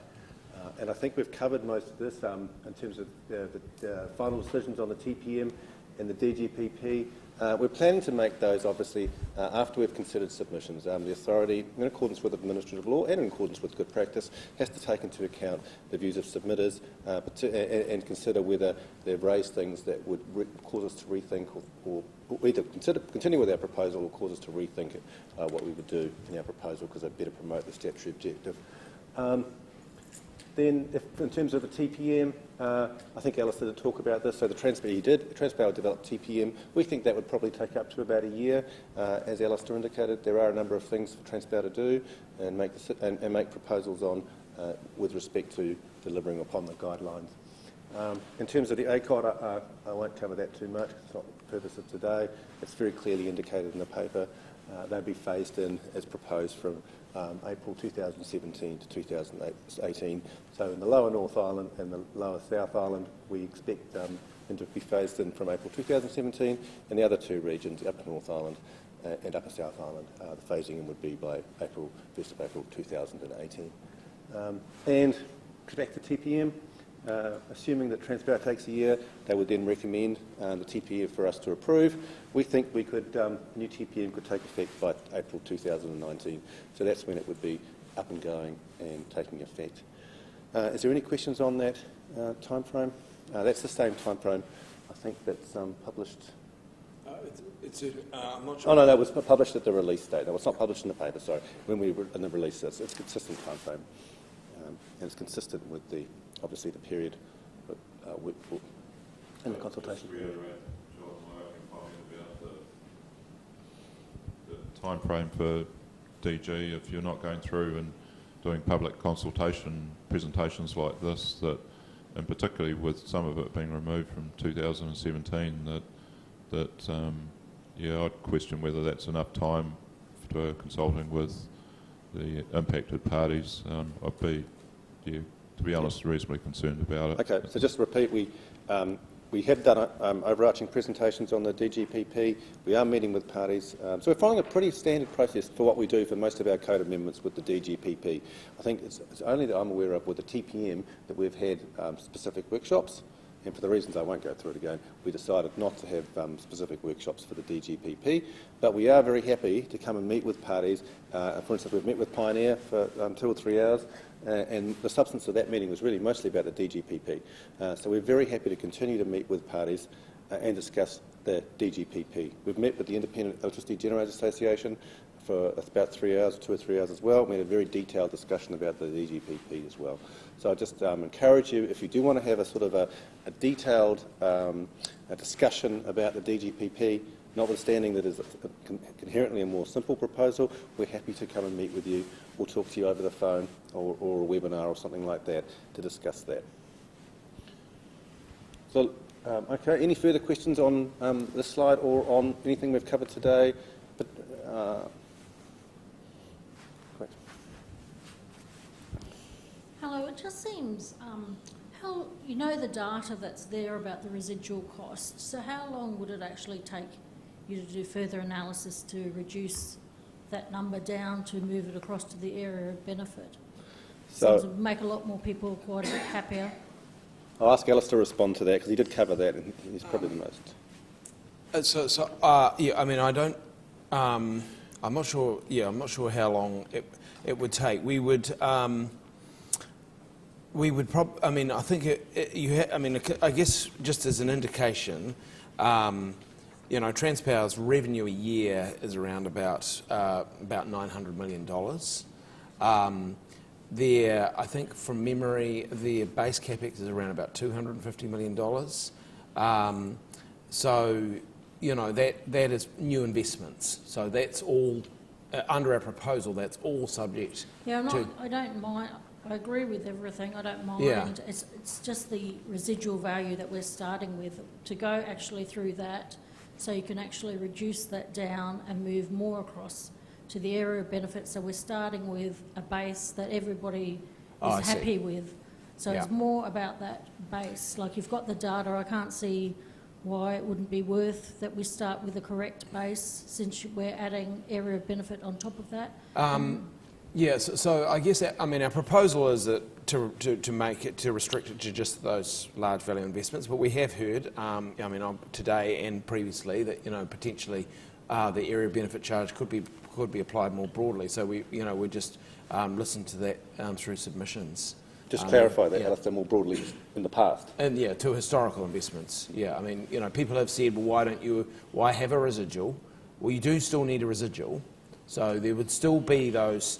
The overhead, which is around about $100 million a year, and those unallocated operating expenses around about $100 million a year. So the residual, to the extent those, particularly the unallocated operating expenses, weren't captured by another charge, you still would need a residual. So you'd expect, at least if we applied So there's still a big difference between 200 and the it was like 600. I think you just get a better reception, considering I think you said it's going to be only $250,000 a year that's coming off, which is nearly... No, it's not 250. So that's 250. Transpower has 250 million worth of base capex. So that's capital expenditure or investments below $20 million. In addition to that, there's major capex, which is investments above $20 million. So it's more than 250 million a year. So what would that figure be? Then how long would it take to get rid of that, basically, down to nothing? We haven't done that assessment, but so I can't give you an exact date. That would be quite useful to know as well. I just think the important point is, Roger really covered this before, or was it with Rohan? It's not about the reception, it's about the efficiency, and potentially it's not a lot of benefit in changing the charging on historical assets, as Roger said. It's all about setting the price signal in a forward way. So it's all about efficiency. We don't do things because of the reception we're going to receive. So when I say efficiency, because the relevant limb of our statutory objective with respect to this project is predominantly efficiency. If your base, though, is more allocated correctly, because theoretically you would think that some people are going to be double charged because they're going to have more investment coming down because they haven't had it before, but their actual base is higher because they're taking up some other people's costs because it hasn't been allocated down because you've just started off at 50 million. So it just would be interesting if you looked at that figure. Yeah, I mean, it's certainly something we could, we could consider following submissions on our proposal. So that's certainly something we could look at. But I mean, our proposal is, I guess, one thing I think that Rohan covered is that the key issue for efficiency is how do you charge going forward, and we're proposing to apply the area of benefit charge going forward. It would apply to all new investment. So that's the key for the efficiency thing.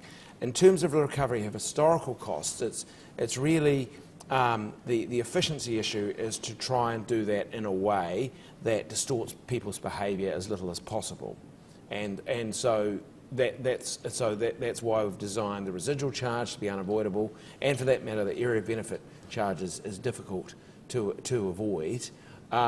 So then the question is, well, do we apply it more broadly than just those, 11 or 12, those large historical investments?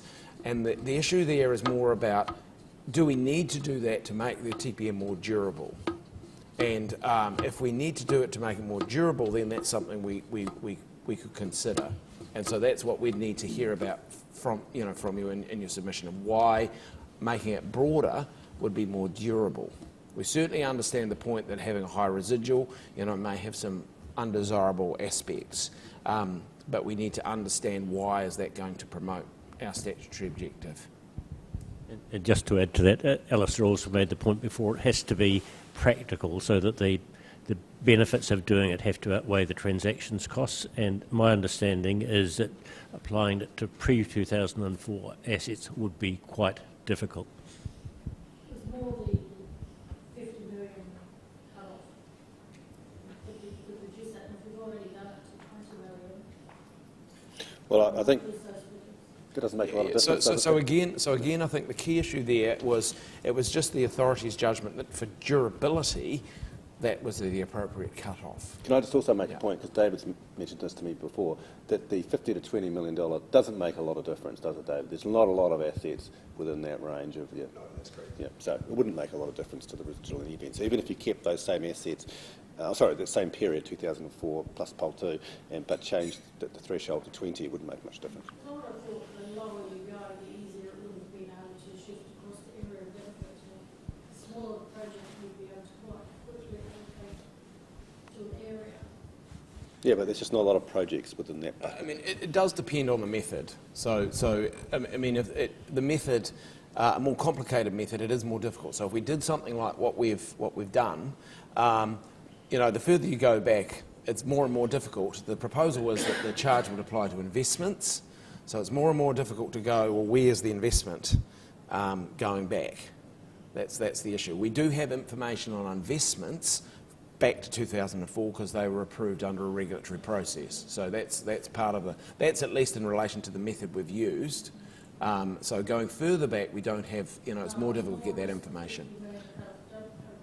Yeah. Yeah.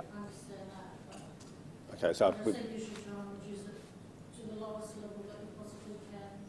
yeah, but that's practical. Right. Well, you can put that in your submission. I encourage you to do that. We have identified that in the paper. Any other points that people want to, final questions before we finish off? Look, I just want to thank you very much for hosting us today. It was a very good, engaging session, a lot of interaction, a lot of very good questions. There's one more session tomorrow in Christchurch, so you're welcome to attend that or send a fellow representative from your company, particularly if you've got one located in Christchurch. Look, really enjoyed it. Thank you for hosting us, and encourage you to make submissions on both the TPM and the DGPP paper. You've obviously got a very strong interest in both papers, and we'd like you to make submissions. So thank you very much.